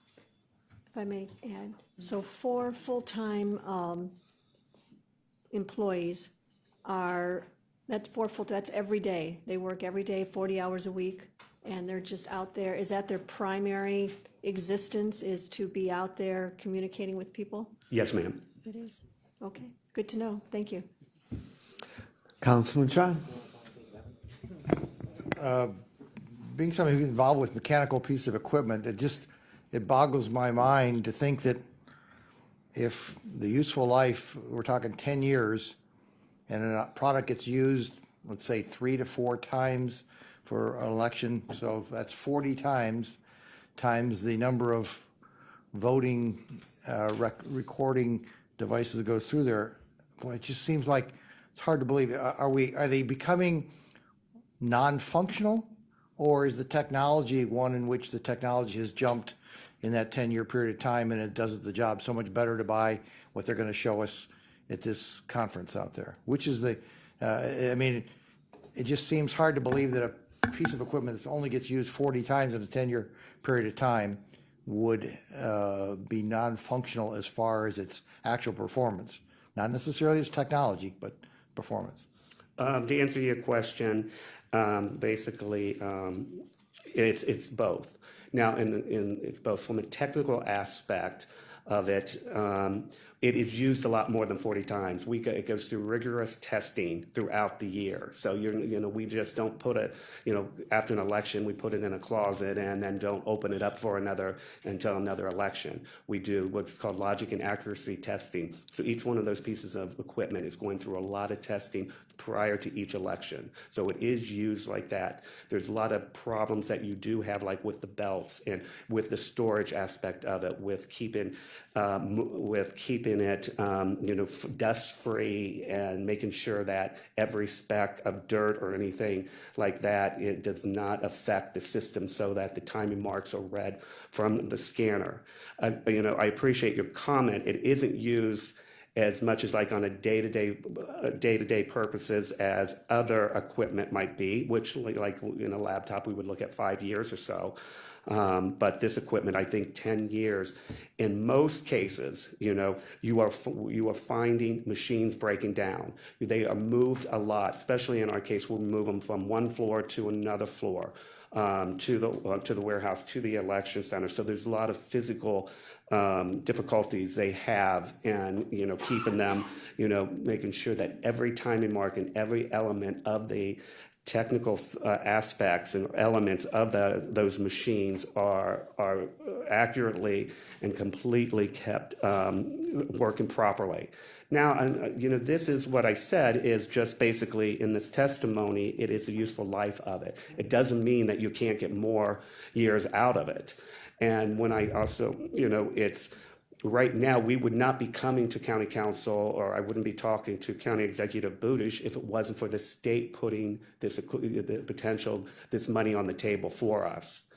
In other counties, to answer the other part of yours in terms of new technology, they bought their equipment in 2004 and 2006. New technology has come to us since that. But we have, in Cuyahoga County, bought that new technology. We have, in 2008, which we purchased because of the problems we had with their previous election system. We purchased state-of-the-art equipment for the scannings, and then in 2014, we purchased high-speed scanners. So we are right now on the cutting edge of what any of these other counties would be wanting to purchase now, except with the ADA equipment. That equipment is antiquated, it doesn't work properly. We have a lot of complaints from the individuals that use those machines out there. We have complaints from the poll workers setting them up, and the time it takes to turn them on. But those, again, are used very infrequently. But by law, we are required to have those at the polling locations. So I guess, in summary, to answer your question, they're used a lot more than just, twice a year or, 5 times a year, depending on what election cycle we're in terms of testing and running ballots through them.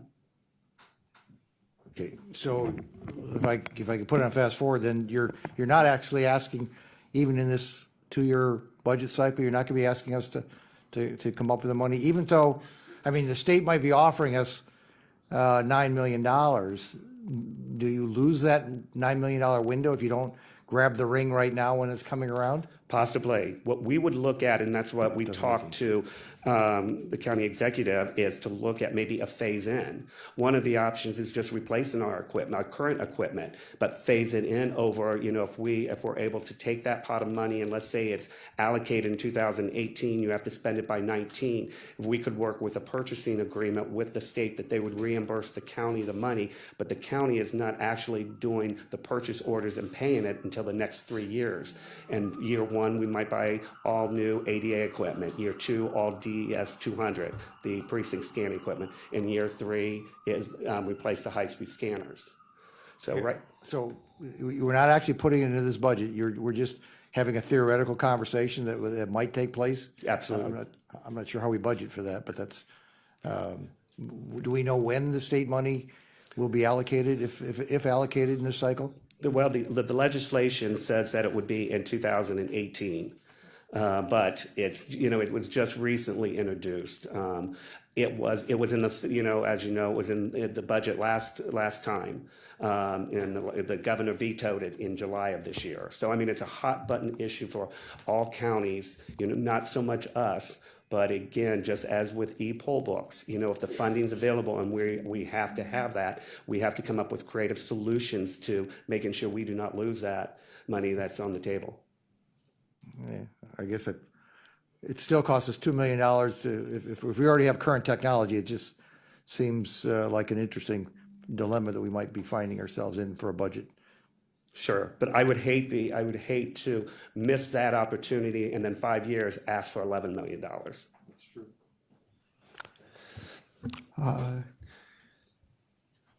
Am I correct that we currently have online for both updating voter address and for voter registration itself? That is correct. And as for update of voter address, is 30 days before the election still the requirement, or does online technology enable these updates to be taken closer to election time? No, it is still 30 days prior to an election, the close of registration. And is there technical capability to move that deadline on the updates if the state would allow it, or do you think that would not be advisable? Well, I guess you would have to look at those people then that have the opportunity only to fill out a paper registration card, then would be denied the opportunity then to register at a shorter or narrower time period. But so if you said those people that only update their registration or new registrations online, sure, the technology would enable us to, shorten that window to, 15, 20 days prior to an election. But then, you have that whole other class of people that don't have that technology. Understood. Anything else? Ms. Pound? Thank you, Mr. Chair. I was looking at we got our budget books, and I'm not sure if you have the information in front of you, but in the budget books, we have some indicators of registered voters for 2014, 15, and 16. And the numbers just don't seem to add up, and 16 is missing. So I was just wondering, is that a clerical error, or under the key performance indicators? Councilwoman, I think that's for specific elections. So in maybe those odd years, that's just for the municipal primary elections. So it wasn't countywide. It may say on there either the May or September primary election. It says May. So yeah. May 2014, there were 884 plus thousand. In 2015, it was significantly lower at 124. That's correct. And that's because in 2014, it was statewide primary election, so it included all registered voters in Cuyahoga County. In 2015, though, that's only the municipal primary elections. Not every precinct in the county is open. We typically have 100 to 200 precincts, so it's about 20 to 25% of the county. So that's why the number's low for that year. And 16 is not included. They may have done that just for comparison purposes. This budget for 2018, 2019, it's comparable to 2014, 2015. 2016, since it's a presidential election, Gotcha. yeah, expenditures are just so much higher. Okay, thank you. Anything else? Thank you, Please Mr. Chairman. Just wanted to congratulate, as usual, the director and his staff and his team who always do a tremendous job over the BOE. It's never been a time that we've reached out and we needed some clarification or some help or just some outreach in our communities that you all have not responded. And I too went to vote, and I had no problem with the electronic version of the poll books at the locations. In fact, some of the older folks that I know who usually work the polls and have been for years were in fact enjoying using those more than looking through the piece of paper, book full of sheets of paper. So just again, congratulations on that. Thank you. Thank you. I would just add that the Board of Elections has consistently run excellent elections for Cuyahoga County, and the only times when that's not been the case is when the state has thrown significant impediments in your way, and other than that, it's been terrific. So I appreciate the good work. Thank you, Chairman. Anything else? I'll ask one question. Thank you. Mr. Chair, Pat, you and I talked about this once before, but cleaning up the poll books. And I mentioned how in the funeral industry, we have a death registry system, Citrix, that allows the moment someone passes, Social Security is automatically notified once I, as a funeral director, certify that that person has passed. That allows Social Security to cancel the check. They don't have to wait on the family that sometimes delays and checks go out fraudulent or unnecessarily. And I can see the same concept being applied to the Board of Elections. If someone passes, and if you're part of the system, which you are, because the county coroner's office has the system, a way of incorporating it into the Board of Elections, so you are notified of official deaths, so that the poll books could be cleaned up in a confident way. Any chance that something like that could be considered in the coming budget? You know, it's like, I do remember the conversation we had, and I think that's a great idea. It would also be, it would affect the timing of, us cleaning the poll books. And it would also affect our requirement to send out death notices to the families, which is just a terrible thing because the letter is mandated by the state, and it's not very, I say, sensitive to the family members of the deceased. I had talked to the Secretary of State about that. This is all mandated through the Secretary of State of Ohio Revised Code of what records we are able to use to remove a voter, off of the rolls, and in this case for being deceased. And they said that they would entertain it, but they really never followed up on it. And it was too much, that I would say to you were interested in it. They thought that they had safeguards in place now to clean those up through their searches and through the state health department, which we receive a monthly listing that we go by to reduce our rolls after we identify that there is a deceased voter on there. but I'll be still happy, and we have a new Secretary of State. I would be happy to pose that idea and talk to him about that as well. And Well, it sounds like there's some connection, because if they're getting their information from the state health department, every local health department reports their information to the state. So that would be a central place to capture that information. So, okay, maybe they're using it. yeah, maybe that's, that was their answer to me. It just takes a little while longer for us to get it, but it is the same actual database that they are getting.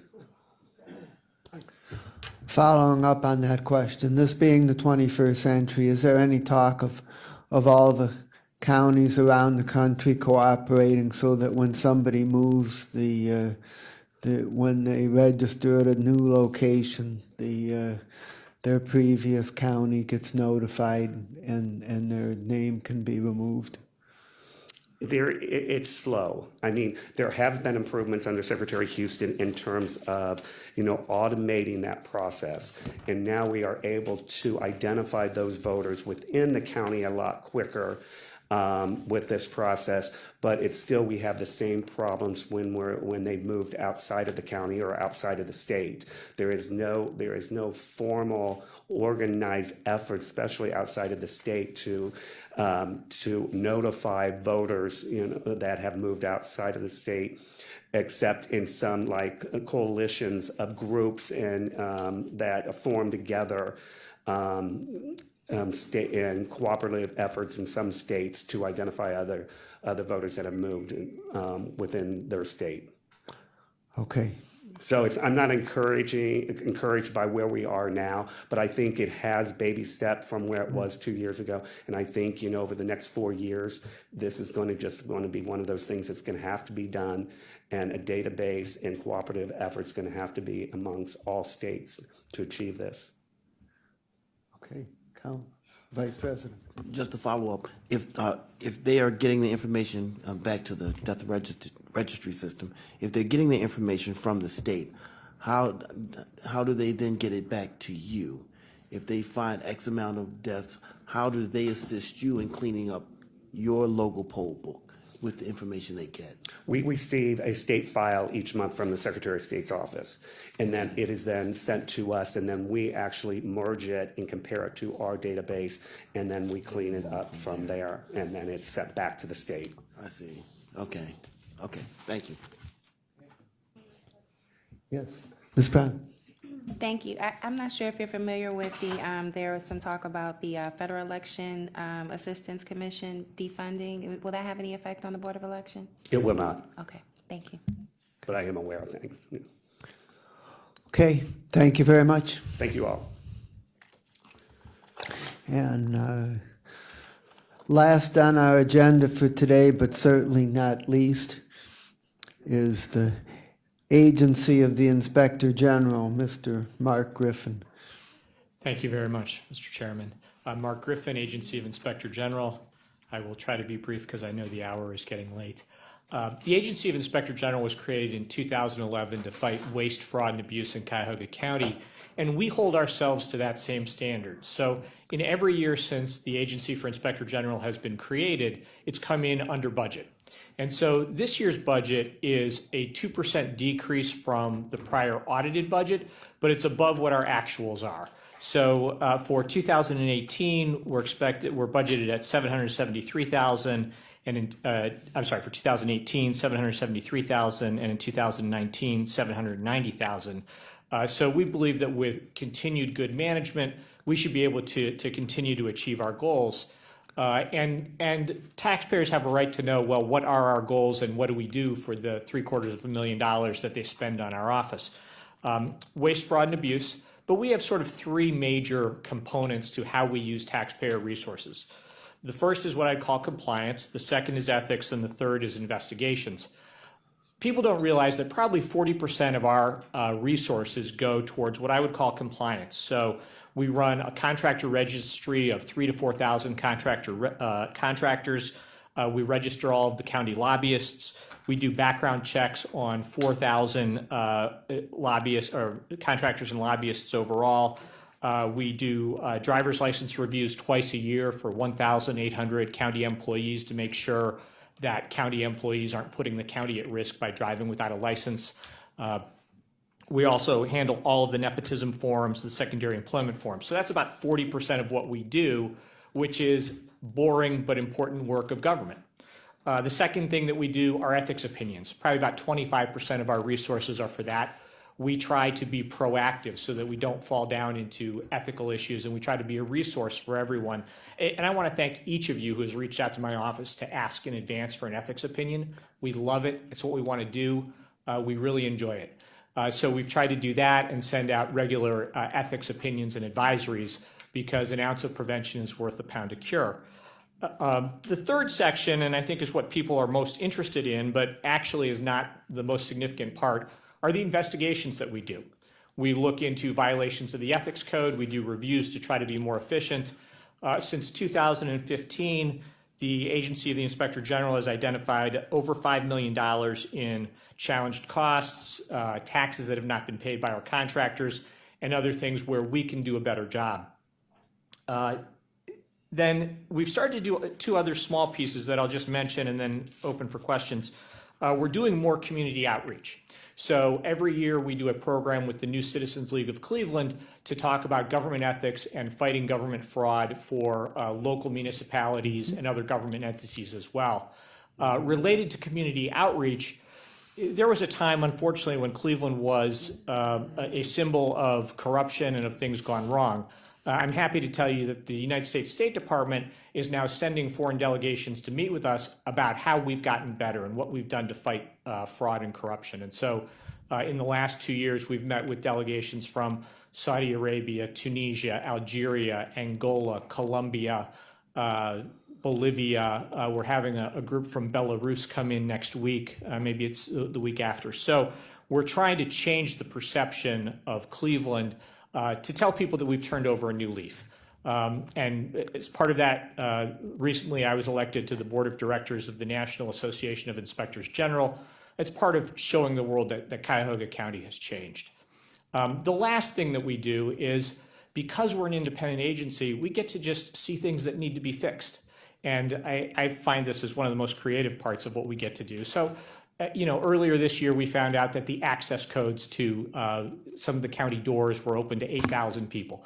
That wasn't something that necessarily fell within our bailiwick, but we said, you know what, it's wasteful. We sent out notices, and that was something that we saw a problem, we tried to fix it. Another sort of example of how we try to just make things better is, for 2 years, we've been watching folks from the public come in and look at our elevators and say, what is going on here? How do I use these elevators? This is crazy. And so we raised this issue. We asked people, hey, can we put up signs? Can we do something about this? And nothing got done. And so, since Delonte, you had the mistake of coming here today. Delonte is a lawyer and inspector general in my office, but under cover of darkness, he and I put up signs the night before Labor Day weekend to try to provide the public with some education about how our crazy elevators work. So that's what we do. That's what we try to do to make our county a little bit better. I want to thank you for your support. I want to thank the county executive. Every single time I've gone to him, he's been supportive. And I want to thank you for the opportunity to do this job.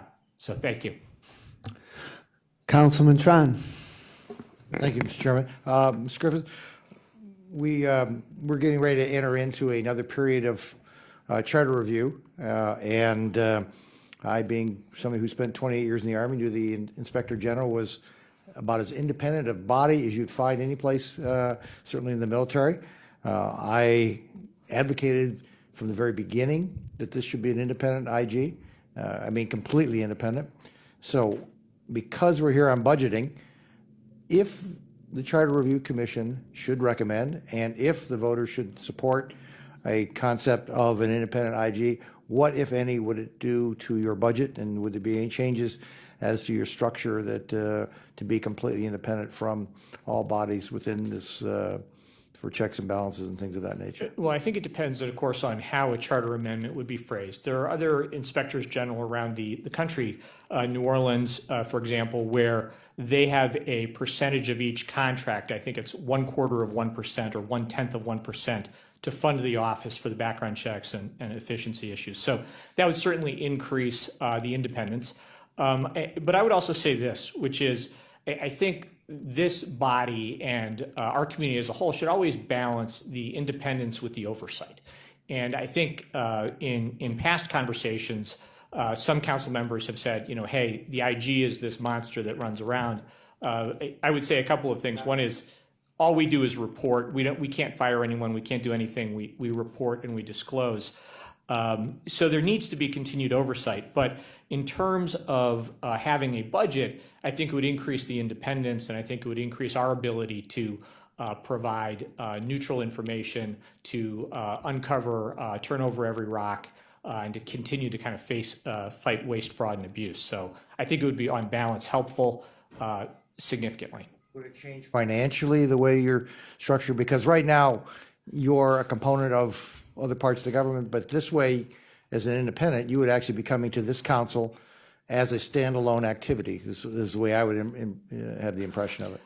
If it were written that way, then yes, I think it would increase the independence of the office. Either way, I think it would increase the independence of the office. Any cost impact as a result? Because remember, I keep coming back to the budget. Well, I think it depends how you write it. You could write it as revenue neutral, or you could write it as a reduction, or you could write it as an increase. Okay. So it really depends on how it gets written. Well, it's, I guess. And maybe I'm not answering your question very well. I'll probably with the next one then. I believe if I follow your percentages, 25, 40, that meant that the other percentage of investigation was 35%, which is a big chunk of your time. Do you have specific assets currently in your budget for like forensic accounting and things that we know it's either forensic accounting or it's going to come in forensic IT, forensic as far as we're just going through a very aggressive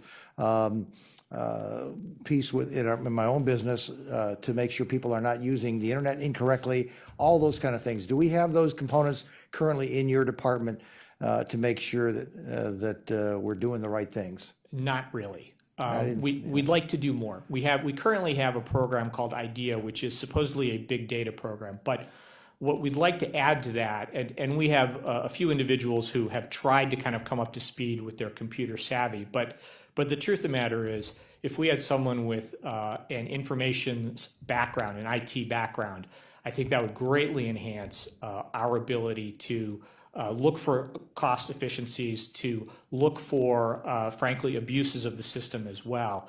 And, if we had an extra FTE or if we had room, that would really be the next priority. Everybody knows I'm rather frugal up here. So for me to be advocating putting headcount in, it is for this kind of an area, because we know that this is where we got in trouble 6-7 years ago when had we had forensic accounting, had we had data analytics on your side, of course we didn't even have an IG at that point, had we had that, I think it would have gone a long way towards rooting that out way earlier in the game out there. And I for one, not that we need it from an impropriety standpoint, but I am really concerned with where we're going to be going as we move down this path for the ERP system, that things can get out of control. And I would love to have another set of eyes and ears out there, and would actually suggest that you even look at should you be adding that asset to your team, because I don't see any place else in the county we have this team, short of a criminal side, which is the sheriffs. We're not talking about that necessarily. But I would love for you to at least be thinking about how and what you would do to have an analytics engineer or a forensic engineer or something in there from an accounting side, because I believe it belongs. I mean, just like the FBI has gone into a big way to add that feature and function into their budgets out there. So I throw that out there as a thought process. That would be my next highest priority, absolutely. Okay, so before we're done with this, I would love for you to at least structure that and bring it back to this body so that we can keep an eyes and ears on that, and perhaps consider what that would be, because I assume it'd be a full-time person that you would actually end up adding. Thank you. Councilman Tuma. Thank you, Mr. Chair. Thank you for being here this afternoon, so late in the day. In the prior budget cycle, what's been your office's biggest challenge? First of all, in the prior budget cycle, you mean the ones that we're just finishing up now? Yeah, just finishing up, right. And are you talking about administering or in the planning to get here? In the planning to get here. So I think this cycle, there was a lot more back and forth, and I appreciated the chance to talk in advance with the Office of Budget and Management about what my budget would be going forward, and we had very fruitful discussions. 2 years ago, that was not as much the case, so I appreciate that change tremendously. In terms of managing the budget, I think it's always, my budget is primarily people, and it's about hiring good people, keeping good people, and training them. And when I first came on, a number of people left, and so it was obviously a challenge to find great people, and I think we've done that. The other thing that we do is we try to make sure that everyone increases their skills. So, at this point, I think we have 3 or 4 certified fraud examiners, and with 2 of those have just earned their fraud examination licenses, and we expect another to get hers later next year. If to piggyback off what Councilman Sean was saying, I mean, if there's an area that we can't afford to, shortchange, it's certainly this area, because there's both short-term consequences and long-term consequences of not catching fraud or improper behavior, whether it's ethics or financially, what have you. So I think it's always important to be thinking in those terms that Mr. Schraun was thinking. Well, let me follow up if I can on that, because we participate with the internal audit on a license for a program called IDEA. And I do think that in terms of one of my challenges is I don't think we have not used it to its fullest capacity, I think, because we don't have a person who's really an IT or a data analytics person. I have really talented folks, but lawyers, former police officers, but not former auditors, but not IT people. And so, I think that sort of position, that sort of increase in the human resource element in my office would really make a difference. Okay, I appreciate it. Thank you. Vice President Jones. Thank you, Mr. Chairman. Mark, does your department ever run into issues with other departments giving you information that you need as part of your work? Yes. Share. So first of all, let me say that my process is always to try to talk and negotiate and work through these things, and this is not an issue that is unique to Cuyahoga County. In fact, recently at the federal level, it got to be so bad that the federal IGs had to go to Congress in the last days of the last administration and ask for a special new Inspector General's law that was passed to guarantee information by the Inspector General. So we have had a number of issues where departments have been slow, or they've provided us information that looks as though it's been cleaned up before it gets to us. I would say this, that in the 2 times that I've gone to the county executive about it, he's been 100% supportive of my efforts to get information. And one of the critical things that he did in our ongoing Department of Development investigation was to give us direct access to data with the Department of Development. So that in particular had been an issue. But we continue to we want to do everything confidentially. And one of the problems with requesting information through supervisors is that then it sort of reveals the scope of the investigation. So that leads to a number of issues. One of which is a little bit more than half of the complaints that we get turn out to be not substantiated, so that people are being accused of things who are innocent. And so we want to protect their innocence during the course of an investigation. And because we have to work through supervisors, that often we're unable to do that as well as we would like to do. But then the second piece to that is we're never really sure that we're getting all of the data the way that we want it. And so that has occurred on a number of occasions. And we've tried to work through it, but you never really know what you don't know. So does it go unresolved? What assistance do you need in getting more, more and by the way, getting let me, information? we talked only about, I was thinking only in terms of internally here within the county. But let me address that in a number of ways. Another big piece is the ability to communicate or talk to people who are no longer employees of the county. So sometimes people leave, or sometimes they are employees of contractors or the city of Cleveland, and they don't have any obligation to talk to me. So beyond the money that we've talked about, I believe the single most important piece is for me to be able to get information through some sort of subpoena power to third parties without necessarily disclosing the scope of the investigation. So that's an important piece. The second piece internally, if we talk about any changes, it might just be to clarify, just as they did at the federal level, that everyone needs to cooperate with an IG investigation. But again, I would say this, which is the vast majority of my requests are answered quickly and completely. It's the minority where that has not been the case. All right, thank you. Okay, well, before we excuse you, I just want to congratulate you on bringing your leadership in bringing forward the issue about the collection of economic development loans. You were talking about that at a point when nobody else was talking about it, and yes, we have a ways to go yet in resolving that problem, but if it weren't for your leadership, we wouldn't be anywhere near as far along. So that was a very important service from your office. Thank you. Thank you. Thank you very much. Well, that concludes our program for this afternoon. Is there any miscellaneous business? Seeing none, do we have anyone signed in for public comment? Yes, we have two, actually. Will Tarter. Well, we're gonna have Miss Lou first. We put her off earlier. She requested to go last. Okay, then we'll honor that request. Okay, so Will is next. Thank you. Good afternoon, Mr. Chairman and members of council.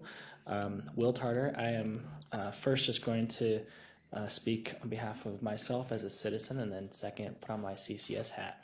So first, just regarding the independent inspector general, that was something we considered in the Charter Review Commission. We voted 6-0 to endorse putting that into the charter. So that was something that, you know, for your reference, if you're looking for language, we drew something up in that report.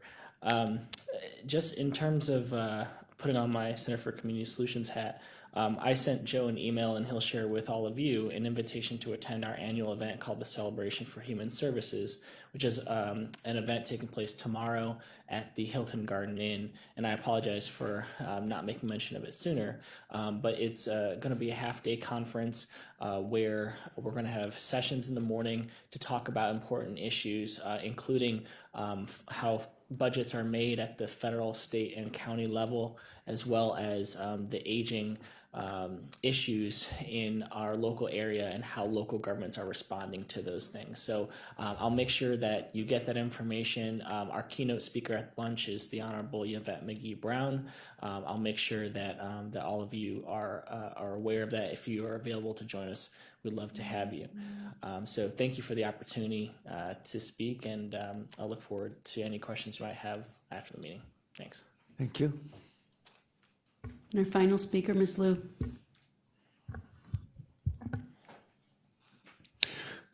Good afternoon. Welcome back.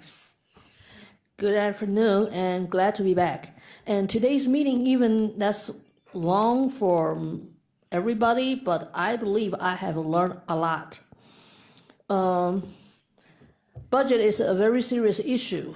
However, bureaucracy and data and budget, should we value them or exercising them more and or higher than human lives? That's one question I would like to ask myself, and if you think about it, that would be really good too. The other thing, just found out, I have been here address certain issues repeatedly. There's one right now, a good example. It's not only in the homeless shelter, it's with our IG department office. Investigations, they require to talk to different departments or different people in a particular department. Do they all cooperate, Not necessarily. Are they obligated to talk to them? Not necessarily. Same thing with the grievance system in the shelters. However, mostly the grievances I addressed here, these are the people working under the contract with county to the people county wants to serve. The people receiving the service, they are the voter, they are taxpayers too. So should they get a wrongful treatment? That's really one question. And also I want to thank Mr. Strong. You actually address certain issues. That means every time when I came up here to say something, you actually listen and you pay attention. I really appreciate that. For the same thing, unfortunately, all the directors coming here to talk to you, to present, they cannot tell you something they don't know.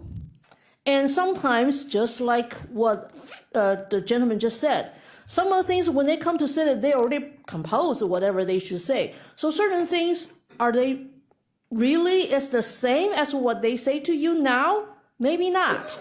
Just for example, the food problem, still as bad.